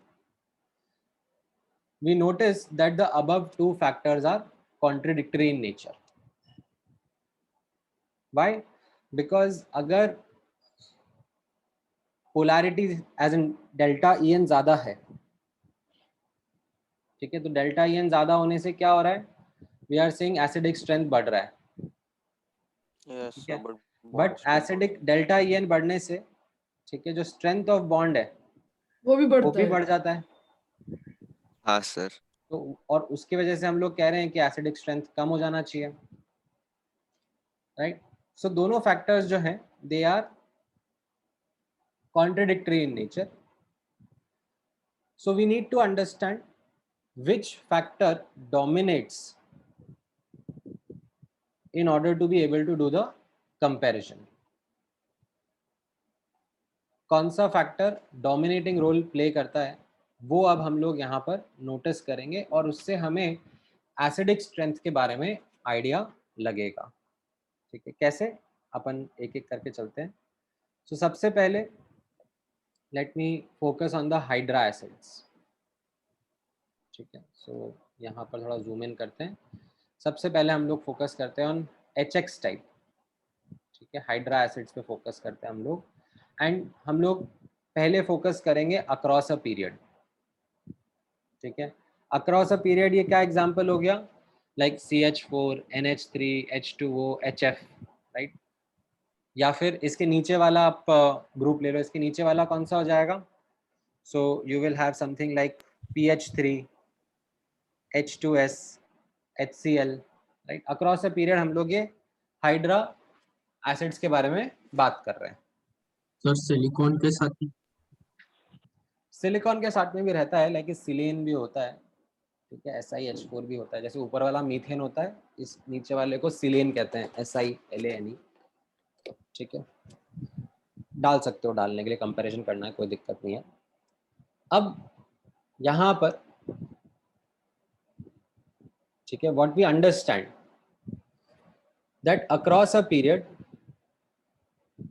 the factor that dominates is delta En, the polarity of the bond, that is a dominating factor. यहाँ पर जो bond का strength है, ठीक है, याद है मैंने आपको बॉन्ड स्ट्रेंथ के बारे में एक बात बताई थी पहले, that bond strength depends on many factors. Depends on Many factors. And what was the most important factor? On Size. Size. ठीक है, अब across a period जो है, ठीक है, across a period size isn't that big a deal. मतलब it changes, it definitely has a trend that across a period यहाँ पे हम left to right जाते हैं तो size of atom decrease करता है ना। लेकिन आपको याद है मैंने वो डेटा पॉइंट भी आपको दिखाया था डाउट डिस्कशंस करते हुए कि ये 0.74 एंगस्ट्रॉम है, तो ये 0.72 एंगस्ट्रॉम है, मतलब दैट साइज का चेंज इजंट लाइक मच, ठीक है। तो यहाँ पर the polarity of the bond is actually playing that dominant role. And जैसा हम लोगों ने ऊपर देखा है, पोलैरिटी बढ़ रहा है। आपको इलेक्ट्रोनेगेटिविटी वैल्यूज का आइडिया है ही सही? हाँ सर। नाइट्रोजन 2.6, ऑक्सीजन की कितनी है? 3.5, क्लोरीन की 4। 4। तो ये इलेक्ट्रोनेगेटिविटी वैल्यूज यहाँ से यहाँ लेफ्ट टू राइट में बढ़ रही हैं। डेल्टा EN, जो डेल्टा EN है, इलेक्ट्रोनेगेटिव डिफरेंस जो है वो भी यहाँ पर बढ़ रहा है, ठीक है। तो डेल्टा EN बढ़ने की वजह से एसिडिक स्ट्रेंथ बढ़ रही है, ठीक है। सो HF is a stronger acid than H2O. H2O is a stronger acid than NH3. NH3 in fact shows base की tendencies, ठीक है। बट अगर मैं एसिडिक नेचर कंपेयर कर रहा हूँ तो I can very well go head and compare the acidic nature और acidic strength and I can say H2O is more acidic than NH3, ठीक है। HF is more acidic than H2O. इस तरीके से हम लोग ये एसिडिक स्ट्रेंथ का कंपैरिजन कर सकते हैं, ठीक है। ये समझ में आया? Sir, but H2O is neutral, right? नहीं, H2O is amphoteric, मतलब H2O जो है वो एसिड बेस दोनों के साथ में रिएक्ट करता है। Okay, sir. और NH3 तो वैसे भी बेसिक है। H2. NH3 is basic, so how can we say that? नहीं, so NH3 को जब मैं H2O से कंपेयर कर रहा हूँ, ठीक है, that is where I am saying that NH3 को मैं H2O से कंपेयर कर रहा हूँ, तो H2O has a greater acidic strength as compared to NH3. Sir, I am saying for CH4 and NH3. Between CH4 and NH3 again, we'll say that the acidic strength of NH3 is more than CH4. Although CH4 and NH3, they themselves in an absolute manner don't behave as acids. Yes. ठीक है, but if they were to behave, okay, if they were to behave, and that can actually be made to seen, अब उसके लिए ये conjugate वाला aspect देखना पड़ता है, ठीक है। ये जो है ये इतने रिएक्टिव नहीं है, बट इनके जो कॉन्जुगेट होते हैं, कॉन्जुगेट पढ़ा है आपने कभी? कॉन्जुगेट? हाँ सर पढ़ा है। Yes sir. हाँ सर। नहीं सर, नहीं पढ़ा। मैथ्स में पढ़ा है। Imaginary roots, sir imaginary roots occur in conjugate pairs. occurs in conjugate When the pairs. coefficients are real. अभी के लिए छोड़ दो, मतलब अभी के लिए हाँ, मतलब we understand that methane and ammonia, ठीक है, they aren't acids, they aren't behaving like acid, but अगर उनका acidic strength, like उनकी ये जो tendency to give H+ को मुझे compare करना है, तो they are much lesser than H2 and HF, and within them NH3 has more tendency than CH4, ठीक है। That's it. आप इतना समझ के चलो। And sir, how did they experimentally find out that which factor will dominate? Because now तो we have the factor and we are just comparing. But sir, देखो जो एसिडिक स्ट्रेंथ है उसको कंपेयर करने के लिए we have the best way to go via the pKa values. Like you take the compound, you do the analysis over that compound. It requires a bit of thermodynamic analysis. You come up with equilibrium constants, and those equilibrium constants give you the pKa values, and those pKa values then help you compare the acidic strength. ठीक है, but अभी यहाँ पर मैं क्या कर रहा हूँ, मैं आपको बोल रहा हूँ कि हमारे पास अभी pK values नहीं है, like we are doing subjective comparison. So we are trying to understand that what are the underlying factors that affect that acidic strength, right? And usme we understood that these two factors are there, though contradictory to each other. Okay? But what will dominate in a certain context, वो मैं आपके साथ अभी discuss कर रहा हूँ. जैसे यहाँ पर polarity क्यों dominate कर रहा है? Because honestly, the other factor, the size factor, isn't much varying across a period. Yes, sir. ठीक है? Okay. अच्छा, now अब इसके नीचे डाउन द ग्रुप अगर हम जाते हैं, down the group hydra acid कैसे हो गए? Like HF, HCl, HBr, HI, like ये कंपैरिजन हो गया, right? Any other comparison that comes to your mind down the group? If you go, say if you are going H2O, H2S, H2S, H2Se, H2Te, right? याद है ये? Yes, sir. Yes, sir. Oxygen family. नहीं है ना, oxygen, sulphur, selenium, Chalcogen. है ना? तो down the group अगर हम जाते हैं, ठीक है, हाइड्रा एसिड्स में डाउन द ग्रुप अगर हम जाते हैं, तो यहाँ पर डाउन द ग्रुप में like size changes are pretty significant. Yes, sir. Yes. ठीक है, Yes, sir. Down the group में size changes happen pretty significantly. So यहाँ पर what we understand is that size की वजह से जो बॉन्ड पर फर्क आ रहा है, स्ट्रेंथ ऑफ बॉन्ड पर फर्क आ रहा है, that is playing an important role. ठीक है, तो आपको मैंने अभी बताया नहीं है, ठीक है, या शायद बता भी दिया था कि स्मॉलर साइज होता है तो बॉन्ड स्ट्रेंथ ज्यादा होता है. सो HF का साइज छोटा है तो जो बॉन्ड का स्ट्रेंथ है वो ज्यादा रहता है. HCl साइज बड़ा हो जाता है तो बॉन्ड का स्ट्रेंथ थोड़ा कम हो जाता है, and so on so forth. So यहाँ पर HF कुछ टाइप का एक्सेप्शन भी था ना, कोवैलेंट मॉलिक्यूल है तो. Yes, sir. वो delta En was high, but हाँ, delta En was high, but it is still a covalent bond. It is not an ionic bond. ठीक है, like predominantly covalent, I would say, क्योंकि covalent में भी ionic character रहता है. So HF is predominantly covalent in nature. वो खैर उस टाइम का exceptions था. Anyways, coming back to the bond strength part. ठीक है, यहाँ पर डाउन द ग्रुप जब हम लोग हाइड्रा एसिड्स में जा रहे हैं, तो यहाँ पर strength of bond is what is the dominating factor which governs the acidic strength, because size changes are significant. तो यहाँ पर HF का साइज छोटा है, बॉन्ड स्ट्रेंथ ज़्यादा है. बॉन्ड स्ट्रेंथ ज़्यादा है तो क्या हो जाएगा, ये बॉन्ड ब्रेक होने की टेंडेंसी कम हो जाएगी, इसकी एसिडिक स्ट्रेंथ कम हो जाएगी. So amongst HF, HCl, HBr, HI is the strongest acid. ठीक है, अमंगस्ट दीज. वैसे ही अगर मुझे इनके बीच में कंपेयर करना होगा H2 और H2S में, तो H2S ज़्यादा एसिडिक है. ठीक है, H2S ही और ज़्यादा एसिडिक होगा, and so on so fourth. ठीक है, तो ये हाइड्रा एसिड में समझ में आया आप लोगों को? Yes. Yes, sir. ठीक है. Sir. Yes. हाँ, बोलो बोलो. Sir, but in the first, like across the period, you have to polarity is the dominant governing character. Correct. Sir, but in the case of bond strength, the bond strength, it also depends on delta En values, right? हाँ, तो मैंने वो starting में acknowledge करा ना आपके साथ में कि यहाँ पर like these are the two underlying factors, polarity of bond and strength of bond, and they are going to be contradictory in nature. ठीक है, तो which factor dominates, that is what we are highlighting over here, that यहाँ पर, ठीक है, जो strength of bond है that isn't playing that dominant role.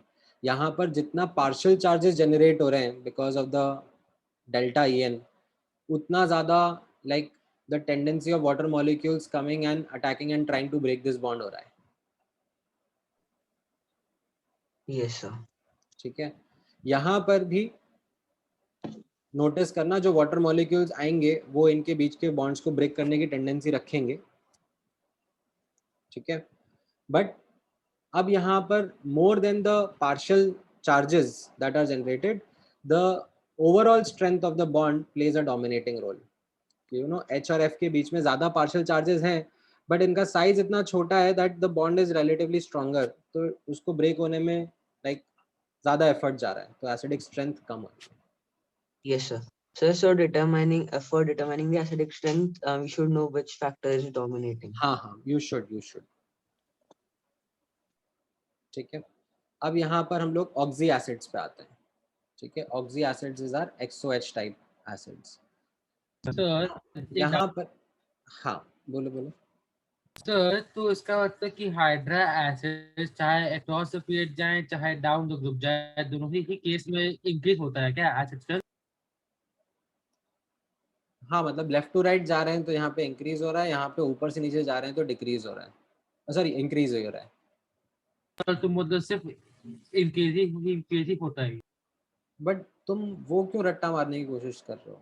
नहीं सर, एक ट्रेंड हो सकता है क्या ये? हाँ, मतलब ट्रेंड दिख रहा है कि लेफ्ट टू राइट जा रहे हैं तो यहाँ पे एसिडिक स्ट्रेंथ बढ़ रहा है और यहाँ पे टॉप टू डाउन जा रहे हैं तो एसिडिक स्ट्रेंथ बढ़ रहा है, बट क्यों बढ़ रहा है वो तो समझो ना. हाँ सर. हाँ. So are there any exceptions in this based on the kPa values? Not in examples में, जो ये simple examples हैं, जो थोड़े complicated examples होते हैं उनमें मैं highlight करवाऊंगा. Okay. ठीक है, आएगा 1-2 exceptions में बताऊंगा आपको. मोटा ये ट्रेंड फॉलो होता है. ठीक है, यहाँ पर अब ऑक्सी एसिड्स पे आना. ऑक्सी एसिड्स के एग्जांपल कैसे हो गया अक्रॉस अ पीरियड. ठीक है, सो जैसे यहाँ पर अपन थर्ड पीरियड में देख रहे हैं H3PO4, H2SO4, HClO4, राइट. ये आपके क्या हो गए, phosphorus sulphur chlorine across a period हम लोग जा रहे हैं और ये उनके ऑक्सी एसिड्स हो गए. ठीक है, तो यहाँ पर अब again the dominating factor is polarity of the bond. ठीक है, however one thing which you should notice over here, ठीक है, is the fact that यहाँ पे हम लोग कौन सा बॉन्ड कंपेयर कर रहे हैं? हम Between O and H, right, हम लोग ये OH बॉन्ड कंपेयर कर रहे हैं और सब में ही OH बॉन्ड सेम है. मतलब जैसे मैं आपके सामने यहाँ पे स्ट्रक्चर ड्रॉ करता हूँ.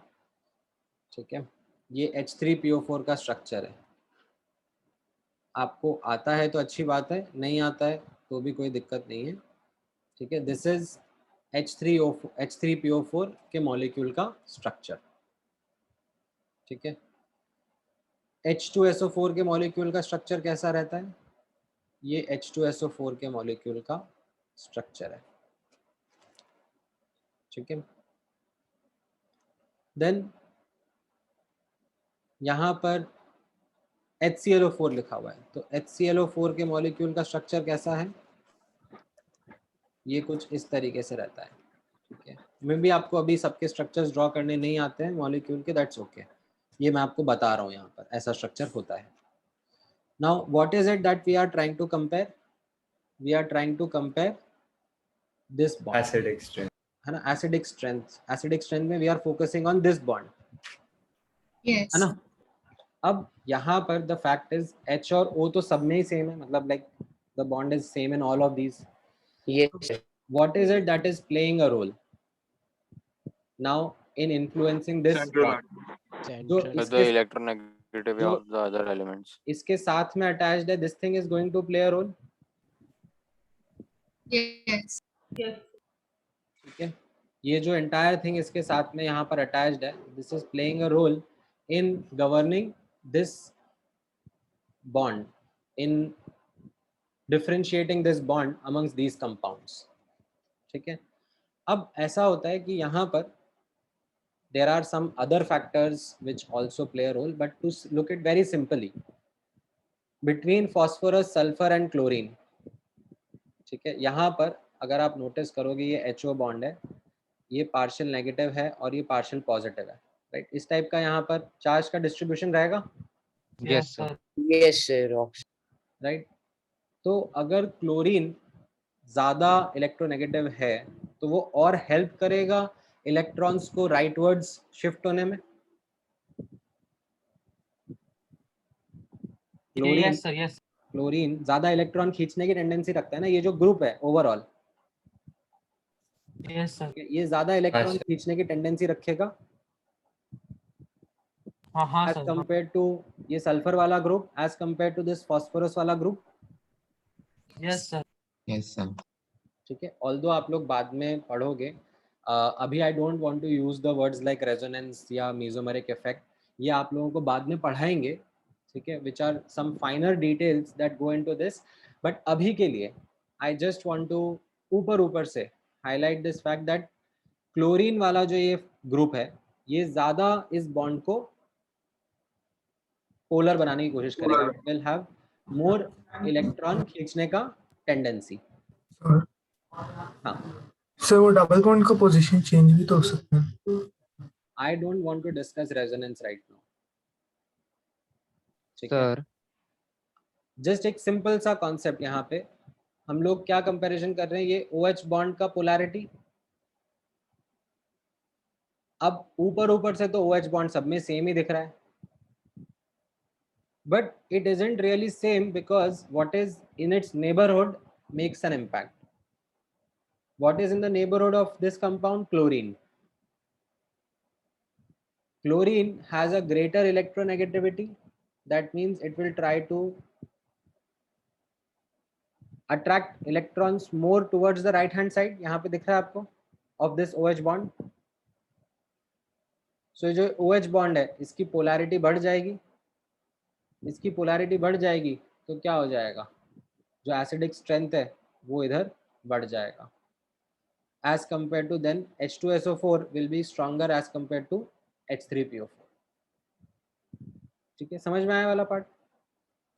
सर तो मतलब जो इलेक्ट्रॉन्स है वो ऑक्सीजन की तरफ तो खींच ही रहे नॉर्मल केस में, पर क्लोरीन की वजह से वो और ज्यादा खिंच जाएंगे ऑक्सीजन की तरफ से, एकदम ऑक्सीजन की तरफ पहुंच जाएंगे। Yes. Okay, sir. ठीक है, sir.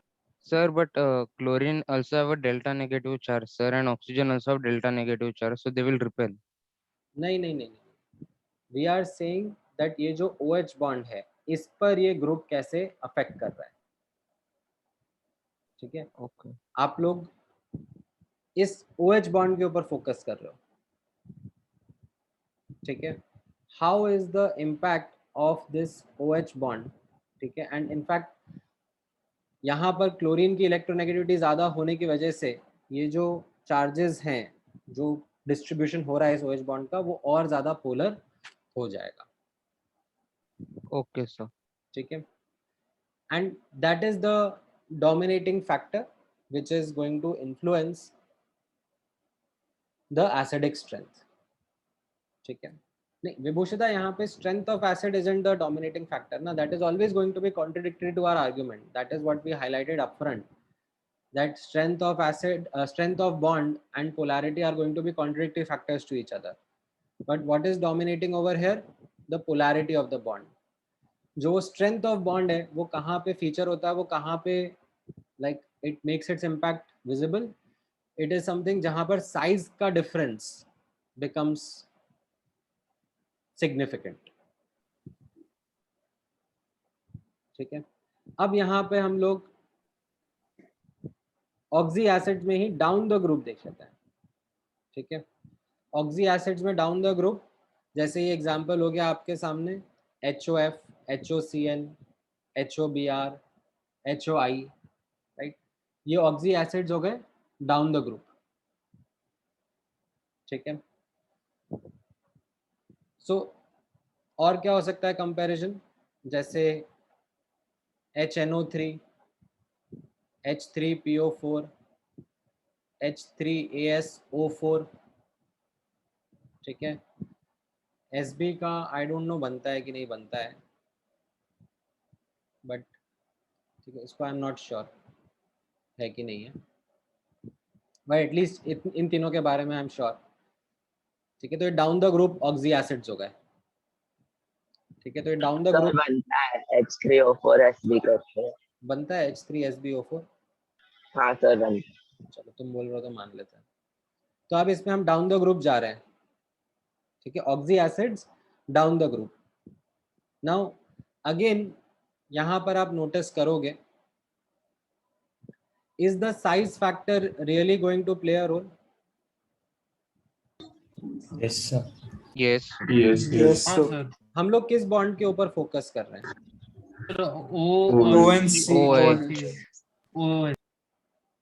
O और H के बीच के बॉन्ड के ऊपर फोकस कर रहे हैं हम लोग। Yes, sir. राइट, तो ये O और H का बॉन्ड तो वापस से यहाँ पर इन सब केसेस में सेम ही है। Yes, sir. राइट, जो साइज भी है O और H का वो तो सेम ही है। Yes. ठीक है, तो यहाँ पर साइज का फैक्टर डाउन द ग्रुप हम जा जरूर रहे हैं, but that down the group we aren't really changing the OH bond, that is OH bond as it is ही चल रहा है। Yes. तो इन्फ्लुएंस आ रहा है वो जो इसके बाजू में अटैच्ड है, Yes, sir. उसकी वजह से आ रहा है। और वो जो बाजू में अटैच्ड है वो क्या इन्फ्लुएंस कर रहा है? वो पोलैरिटी ऑफ बॉन्ड को ही इन्फ्लुएंस कर रहा है। तो यहाँ पर भी जब हम ऑक्सी एसिड्स में डाउन द ग्रुप जा रहे हैं तो strength of bond isn't a dominating factor, it is the polarity of bond only which is a dominating factor, because यहाँ पर साइज का अंतर हो ही नहीं रहा है in the OH bond। ठीक है, जैसे यहाँ पर लेफ्ट हैंड साइड में कैसा था, जो H के साथ बॉन्ड अटैच्ड है HF, HCl, HBr, HI, तो वो बॉन्ड डायरेक्टली इन्फ्लुएंस हो रहा था ना, because going down the group the size of the atoms और द बॉन्ड वाज इन्फ्लुएंस्ड। यहाँ पर वैसा नहीं है, यहाँ पर जो OH बॉन्ड है वो तो सब में ही कॉमन है, सेम है। जो बाजू वाला है, ठीक है, that is playing a role. अब ये वाले बॉन्ड्स थोड़े ना मुझे देखने हैं, दिस आर द बॉन्ड्स जिनका स्ट्रेंथ अफेक्ट हो रहा होगा। इफ आई आस्क यू, यहाँ पर OF बॉन्ड ज्यादा स्ट्रांग होगा कि OCl बॉन्ड ज्यादा स्ट्रांग होगा?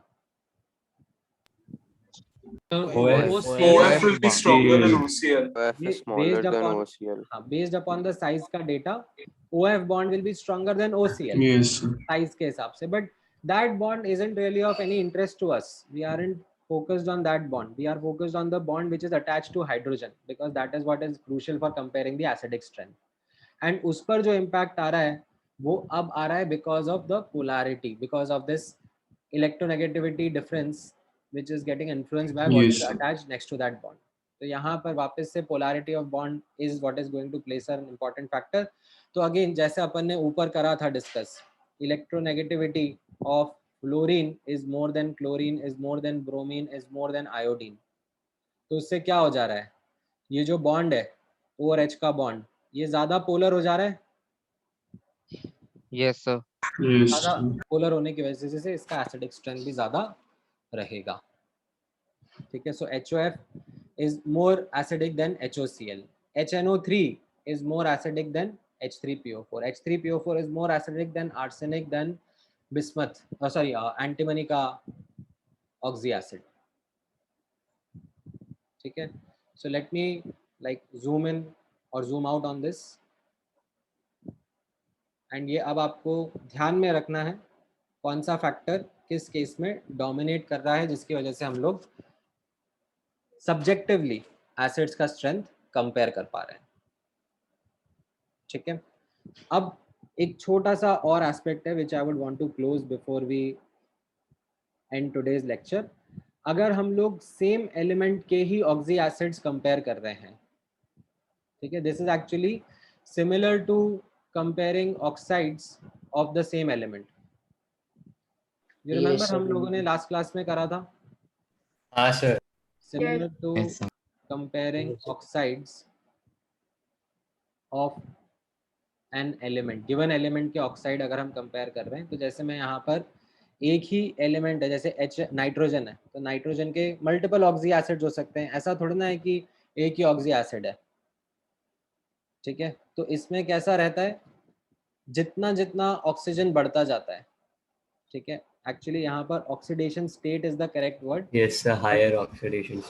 ऑक्सीडेशन स्टेट निकालना अभी मैंने आपको पूरी तरीके से सिखाया नहीं है, तो आप यहाँ पर जितना जितना ऑक्सीजन बढ़ता जा रहा है, ठीक है, उतना उतना एसिडिक स्ट्रेंथ बढ़ता जाएगा. ठीक है, तो जैसे HNO2 है, नाइट्रस एसिड और नाइट्रिक एसिड, ज़्यादा नाइट्रोजन जा रहा है, सॉरी ज़्यादा ऑक्सीजन जा रहा है यहाँ पर, तो ये ज़्यादा एसिडिक होगा. सल्फ्यूरस और सल्फ्यूरिक एसिड में, ठीक है, ये H2SO3 और H2SO4 में H2SO4 ज़्यादा एसिडिक होता है. ठीक है, HOCl, HClO2, HClO3, HClO4 ये सब मिलते हैं ऑक्सी एसिड्स ऑफ क्लोरीन, तो इसमें इंक्रीजिंग एसिडिक स्ट्रेंथ इस तरीके से ही रहती है.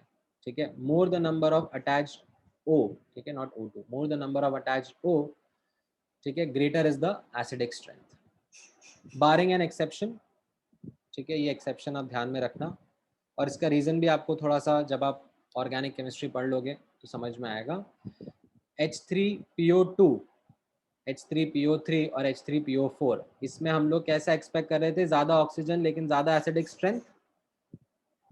ठीक है, बट एक एक्सेप्शन है, और ये एक्सेप्शन एज सच काफ़ी इजीली एक्सप्लेन भी हो जाता है. क्यों है?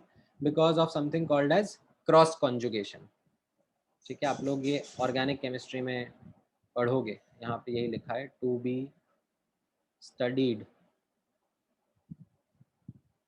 इन ऑर्गेनिक. ठीक है, यहाँ पर आपको कॉन्जुगेशन समझाएंगे, तो फिर आपको क्रॉस कॉन्जुगेशन समझाएंगे, तब आपको समझ में आएगा. ठीक है, कई बच्चे जिनको थोड़ा बहुत आइडिया है ऑर्गेनिक का, may be they know about it already, but ये कॉन्सेप्ट बिल्ड करना पड़ता है. अभी सिर्फ आप एज एन एक्सेप्शन ध्यान में रखोगे. Sir is this related to the fact कि इसका जो वो एसिड एनहाइड्राइड था वो कुछ दो मॉलिक्यूल्स की स्टेट में एग्जिस्ट नहीं करते? नहीं नहीं नहीं, इसका आंसर आता है इसके कॉन्जुगेट से. इसका जो कॉन्जुगेट बनता है आफ्टर लूजिंग द H+, उसमें क्रॉस कॉन्जुगेशन हो रहा होता है. क्या होता है क्रॉस कॉन्जुगेशन, वो आपको बाद में बताएंगे, समझाएंगे, बट अभी के लिए आप ये इतना ध्यान में रखोगे. ओके. ठीक है, ये comparison of acidic strengths of hydra acids and oxy acid समझ में आया आप लोगों को? Yes, sir. Yes, sir. ठीक है, तो कपल ऑफ थिंग्स जो हम लोगों ने आज डिस्कस करी हैं. ठीक है, आज हम लोग मेजरली ये एसिडिक स्ट्रेंथ के ऊपर ही फोकस कर पाए, but yes it's an important topic, जिस पे बुकलेट में भी आप देखोगे तो काफ़ी सारे क्वेश्चंस हैं. मैं आपको आज होमवर्क दूंगा, तो आप ट्राई करना उनको, एंड ये टेबल जो है ये अच्छे से समझ लेना. ठीक है, यस सर. हाँ, अब किसी को भी doubt? Sir, I have a doubt in the OF bond which are in a corner over there. HOF, HOCl. So sir, in दो here ये जो bond दो है HOF और HOCl. सर इसमें OF stronger क्यों है OCl सर? साइज छोटा है ना फ्लोरीन का. सर पर ये क्लोरीन का इलेक्ट्रोनेगेटिविटी मैक्सिमम है ना, तो क्लोरीन को होना चाहिए. पहली बात तो क्लोरीन का इलेक्ट्रॉन अफिनिटी ज्यादा होता है, इलेक्ट्रोनेगेटिविटी फ्लोरीन का ही ज्यादा है. Okay sir. ठीक है, and anyways the dominating factor in bond strength is the size. Okay sir. तो ठीक है सर. ठीक है सर. हाँ Sir, I had a genuine doubt regarding the doubt book. Sir, you said that we don't need to make a specific doubt book and we just need to take the questions in the booklet. Then during the last minute revisions before the test, are we supposed to refer to the solutions? Like, नहीं, last minute revision के लिए थोड़ा ना आप question solve करने बैठोगे या formula sheet. For example, हाँ, तो जैसा क्या होगा, फॉर एग्जांपल आपका आज से लेट्स से 2 महीने के बाद में मेजर टेस्ट है, या 1 महीने के बाद में मेजर टेस्ट है, जब भी मेजर टेस्ट है उसमें मल्टीपल चैप्टर्स आ रहे हैं, राइट, और साथ ही साथ में आपका एक ऑनगोइंग चैप्टर भी चल ही रहा होगा कोई ना कोई. Yes, sir. Now, what is the important point that I have always highlighted to you? Current chapter has to be your first and topmost priority. ऐसा नहीं होना चाहिए कि अच्छा सा टेस्ट आने वाला है तो हम लोग जो हमारा करंट टॉपिक है वो पढ़ेंगे ही नहीं. ठीक है, मतलब ऐसा होगा टिपिकली, जैसे मान लो आपका किसी पर्टिकुलर संडे को मेजर टेस्ट है, तो उसके पहले जो एक वीक रहता है, ठीक है, उस एक वीक में आपको करंट टॉपिक पर थोड़ा लाइक कम फोकस करते हैं, थोड़ा रिवीजन कराने लग जाते हैं, थोड़ा क्वेश्चंस प्रैक्टिस कराने लग जाते हैं, राइट, जो मेजर टेस्ट होने वाला होगा उसके एक हफ्ता पहले। बट उसके पहले तो जो ऑनगोइंग टॉपिक्स हैं वो फुल मोमेंटम में चल रहे होंगे, ठीक है। तो अब क्या होगा, जब आपका मेजर टेस्ट आने वाला होगा, उसका जो एक वीक का ड्यूरेशन आपको दिया जाएगा कि इसमें let's decrease your workload of the current topics so that you do get some time to do the revisions and practice of earlier chapters also। तो उसमें आप ये करोगे, वो earlier chapter जो आप उठाओगे उसके revision के लिए अब आपको क्या करना होगा, you will just read the notes और formula sheets पढ़ के चले जाओगे? No, sir. That will not be sufficient because that will give you an idea of the theory part of the chapter कि हाँ इसमें ये concepts थे, ये सब topics थे, उनमें ये सब formulas थे, but जो problem solving की aspect है उस chapter की, which is actually bulk of your revision, वो वापस से अच्छे questions देख के ही आएगा, ठीक है। अब sometimes it happens that students go for fresher set of questions, ठीक है, but बेटर रहता है दैट जो आपने एग्जिस्टिंग क्वेश्चंस करे हुए हैं, देखे हुए हैं, ठीक है, उनमें आपने कुछ शॉर्टलिस्ट करके रखे हुए हैं 25-50 क्वेश्चंस, उन क्वेश्चंस को आप एक बार दोबारा से देखो, उनमें आपके मल्टीपल कॉन्सेप्ट्स एक एक क्वेश्चन में कवर हो जाते हैं, केयरलेस मिस्टेक्स का आपको आइडिया लग जाता है, तो you are much more prepared for that chapter. हाँ, अब उसके बाद में ये अगर आपका एक्सरसाइज हो गया and then you want to attempt some fresh questions, तो उसके लिए what you should rather do is give a practice test rather than solving some newer book। Okay, ठीक है। सर इस क्लास ओवर? हाँ क्लास खत्म हो गया, बस मैं यही बताने वाला। Can you? So how do we prepare these practices? Like just take random questions from the book or? Which I didn't understand. What is it that you just? Like you told, like to prepare a better thing to do would be to take practice tests. So like from where? हाँ, so जैसे अब आप Panacea पे जाओगे, ठीक है, तो उसमें आपको टॉपिक वाइज पेपर भी मिल जाते हैं, ठीक है, एज वेल एज आप आई थिंक थोड़ा ढूंढोगे उसमें तो आपको पिछले साल या उसके पिछले साल के मेजर टेस्ट के पेपर भी मिल जाएंगे, ठीक है, जो एमटी के पेपर हुए होंगे। तो yes sir। हाँ, तो उसमें कैसा रहेगा, अब आप लेट्स से आपका खुद का एक फर्स्ट एमटी आने वाला है, तो आप उस अपने 1 साल सीनियर या 2 साल सीनियर 3 साल सीनियर वाला जो बैच होगा उसका फर्स्ट एमटी नोटिस करोगे, तो मोस्टली, ठीक है, सिलेबस सेम होना चाहिए, ठीक है। पिछले साल का शायद थोड़ा गड़बड़ हो सकता है क्योंकि पिछले साल एकदम हैपहज़ार्ड केओस था, बट उसके पिछले या उसके पिछले साल पे जाओगे तो आपको लाइक सिमिलर सिलेबस ही मिलेगा। तो उस सिलेबस का टेस्ट आपके सामने है तो आप वो टेस्ट प्रैक्टिस कर लो, ठीक है, and do that in a serious environment. ऐसा नहीं कि टेस्ट पेपर मिल गया फिर उसके बाद आधा घंटा पेपर सॉल्व करा, फिर कुछ टाइम पास करने लग गए, फिर 1 घंटे बाद दोबारा सॉल्व कर लिया उसमें से कुछ पार्ट, वैसे नहीं, फिर वो टेस्ट को टेस्ट की तरह देना चाहिए ना, ठीक है। So can you give how to attempt can you give advice on this, how to attempt this expertise attain? Expertise attainer वाला जो सेक्शन है that is going to be challenging, ठीक है, that is going to be difficult. Expertise attainer का section shouldn't be done और shouldn't be attempted close to your exams. जैसे chapter हुआ, ठीक है, चैप्टर आपने ख़त्म करा, आपने चैप्टर के बुकलेट के जो मेजर सेक्शंस है वो कंप्लीट कर लिए हैं, ठीक है, अब नेक्स्ट चैप्टर चल रहा है, next chapter somewhere in between चल रहा है, ठीक है। अब आपके पास में लेट्स से जो पुराना चैप्टर है उसका मोर और लेस बुकलेट कंप्लीट हो गया है और फिर अब आप चाहते हो कि मैं एक्सपर्टीज अटेनर वाला सेक्शन भी अटेंड करूँ, तो that will be the ideal time, ठीक है। डोंट गो अहेड कि अब जब फाइनल मेरा मेजर टेस्ट आने वाला होगा उसके पहले मैं एक्सपर्टीज अटेनर के क्वेश्चंस वगैरह अटेम्प्ट करूँ, नहीं, उस टाइम पे बिल्कुल नहीं करना होता है, does not make any sense. Yes sir, so like test के पहले मैंने वो किया था और फिर मेरा टेस्ट ही बिगड़ गया। नहीं नहीं नहीं नहीं, तो आपका दिमाग खराब हो जाएगा, मतलब यू हाँ सर, बहुत मतलब हार्ड क्वेश्चन। नहीं नहीं।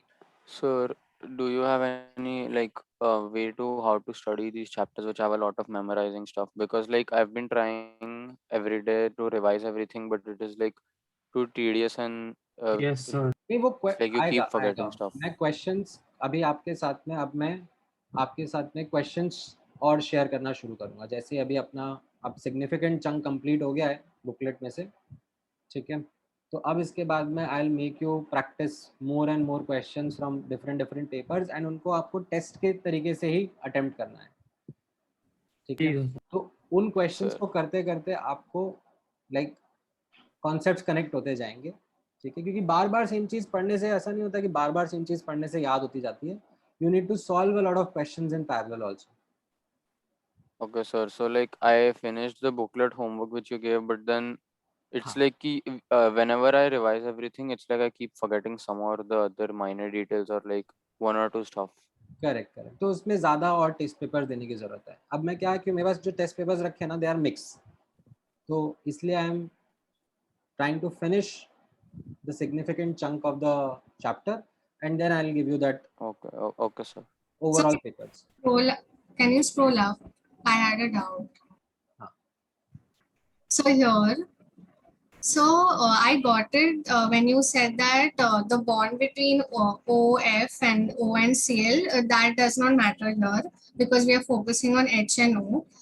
So, but won't it influence the bond like in the above one when we go across the period, the rest of the entire leftover component that influences? So why not here? हाँ, सो यहाँ पर भी हम लोग वो influence देख रहे हैं। वो इन्फ्लुएंस कैसे आ रहा है? So, but why not the size? सो नहीं, तो यहाँ पर जो साइज का फैक्टर है वो बॉन्ड स्ट्रेंथ को अफेक्ट करता है। Yes. बट कौन से बॉन्ड के बारे में हम लोग डिस्कशन कर रहे हैं? HO. HO. Is that same in these all three cases or all four cases? Yes. ठीक है, तो अंतर कहाँ पर आ रहा है? जो उसके बाजू में है। अभी जो बाजू वाला है वो कैसे इन्फ्लुएंस कर रहा है इस बॉन्ड को? It is not influencing based on it's individual size. हाँ, it is influencing based upon the property of electronegativity, the tendency of its to attract the electrons. Yes, so my question is why not the size? नहीं, size वाला जो factor है, ठीक है, वो हम लोग देख रहे हैं कैसे? स्ट्रेंथ ऑफ बॉन्ड के लिए। हाँ, ठीक है, स्ट्रेंथ ऑफ बॉन्ड का जो फैक्टर है वो कब डोमिनेट कर रहा है? जब जिस बॉन्ड के बारे में हम लोग बात कर रहे हैं उनका जो कंबाइनिंग एटम है, उनका जो एटम है, उनका साइज वेरी कर रहा हो और उसकी वजह से स्ट्रेंथ पर इम्पैक्ट आ रहा हो। जैसे यहाँ पर आप नोटिस करोगे लेफ्ट हैंड साइड पर HF, HCl, HBr, HI, right? तो this is the bond that we are talking about. Yes, sir. Okay. Right, that is the bond that is getting directly influenced by the size of the atoms. Yes, sir. On the other side, it's O also, and it's not directly getting influenced by F and Cl. Yes, that indirect influence is there, but that is the polarity ka influence that is going to play a role. Okay, sir. Understood. Thank you. Sir आपने acidic strength कैसे determine किया, एक बार आप वापस बताओ ना, थोड़ा अच्छे से नहीं समझ रहा वो। Tendency to give H+, that is it. इतना सिंपल से अपन ने इसके बारे में बात करी है कि एक कंपाउंड की एसिडिक स्ट्रेंथ इज कंपाउंड्स में वो आपने नीचे देना HX वाले, उसमें नीचे ये पूरा, हाँ ये फर्स्ट वाला HX वाला, हाँ इसमें ये डाउनर ग्रुप वाला नहीं समझा ज़्यादा अच्छे से। तो डाउनर ग्रुप वाले में यहाँ पर हम लोग जब नीचे जा रहे हैं, राइट, जो फैक्टर है tendency to give H+, that is getting predominantly affected by strength of bond.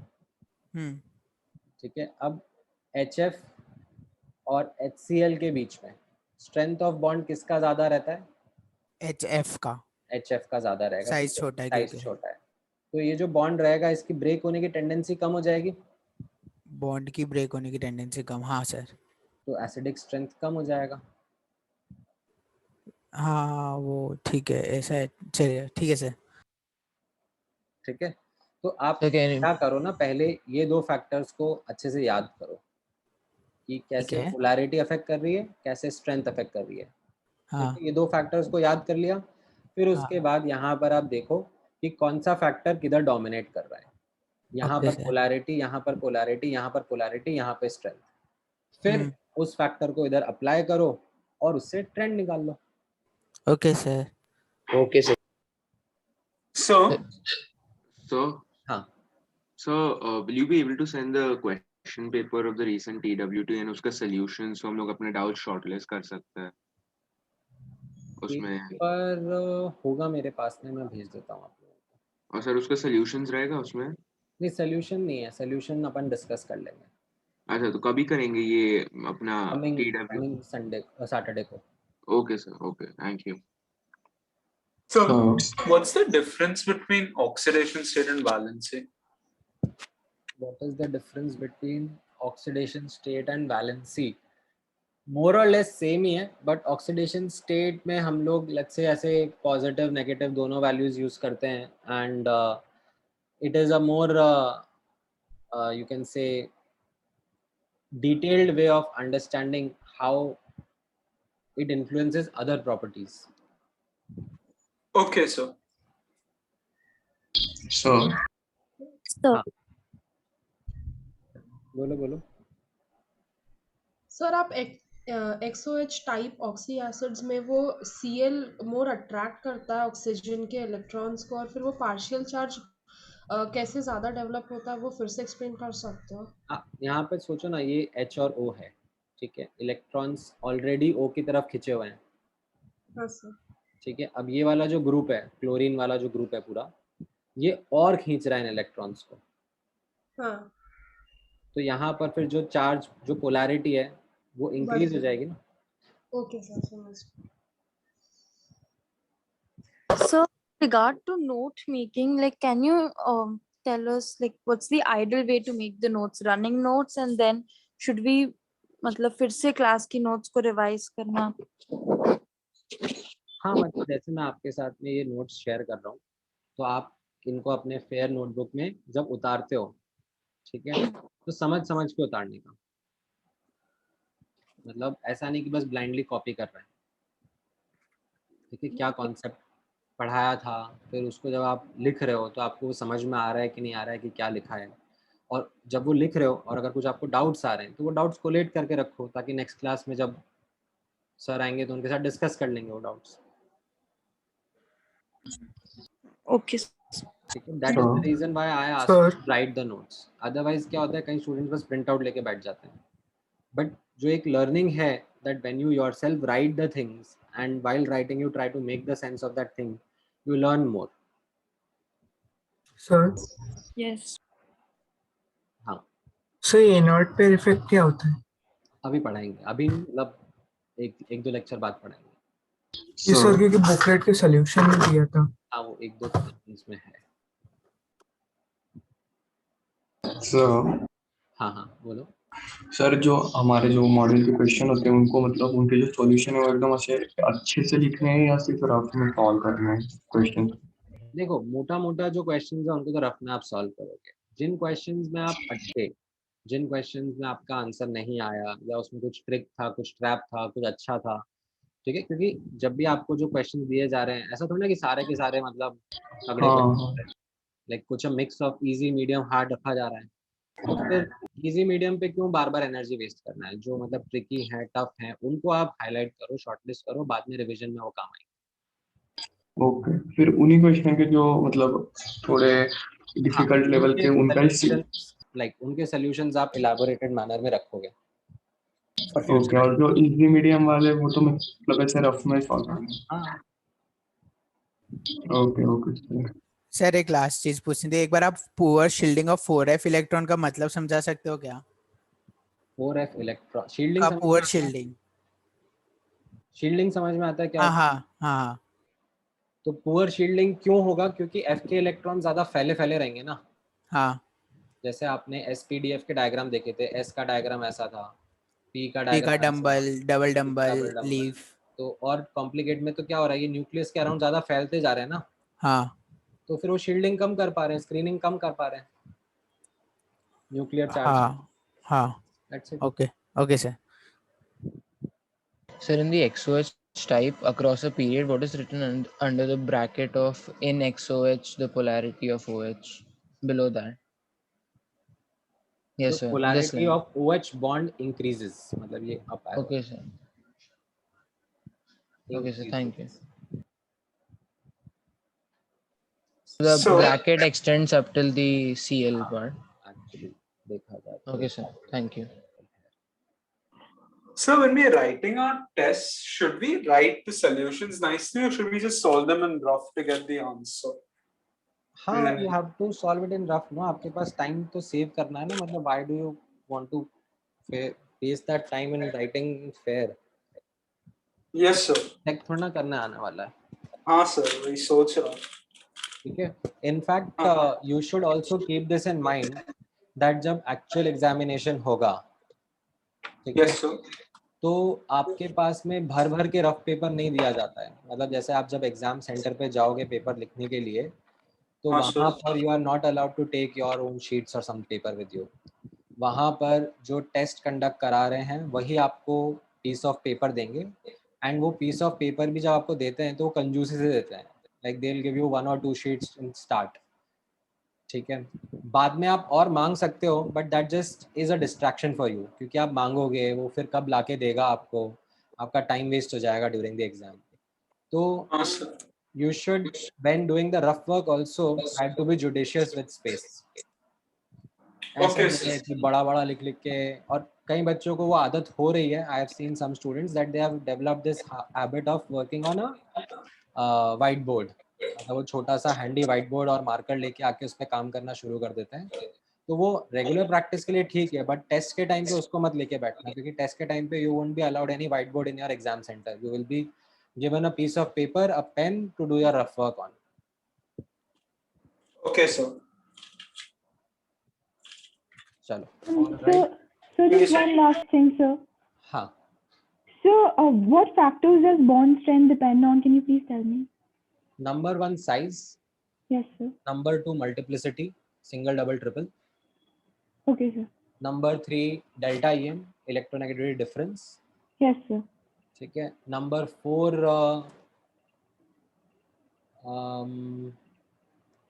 number 4 is something which is called as Bend's rule, but वो आपको बॉन्डिंग के टाइम पे पढ़ाऊंगा मैं। Yes, sir. Okay. Thank you so much, sir. Major ये factors रहते हैं, but इनमें कवर हो जाता है। जो सबसे इम्पोर्टेंट है वो साइज का रहता है। Thank you, sir. ठीक है, चलो, all right, thank you guys, take care, bye bye. और वो फॉर्म फिल कर लेना।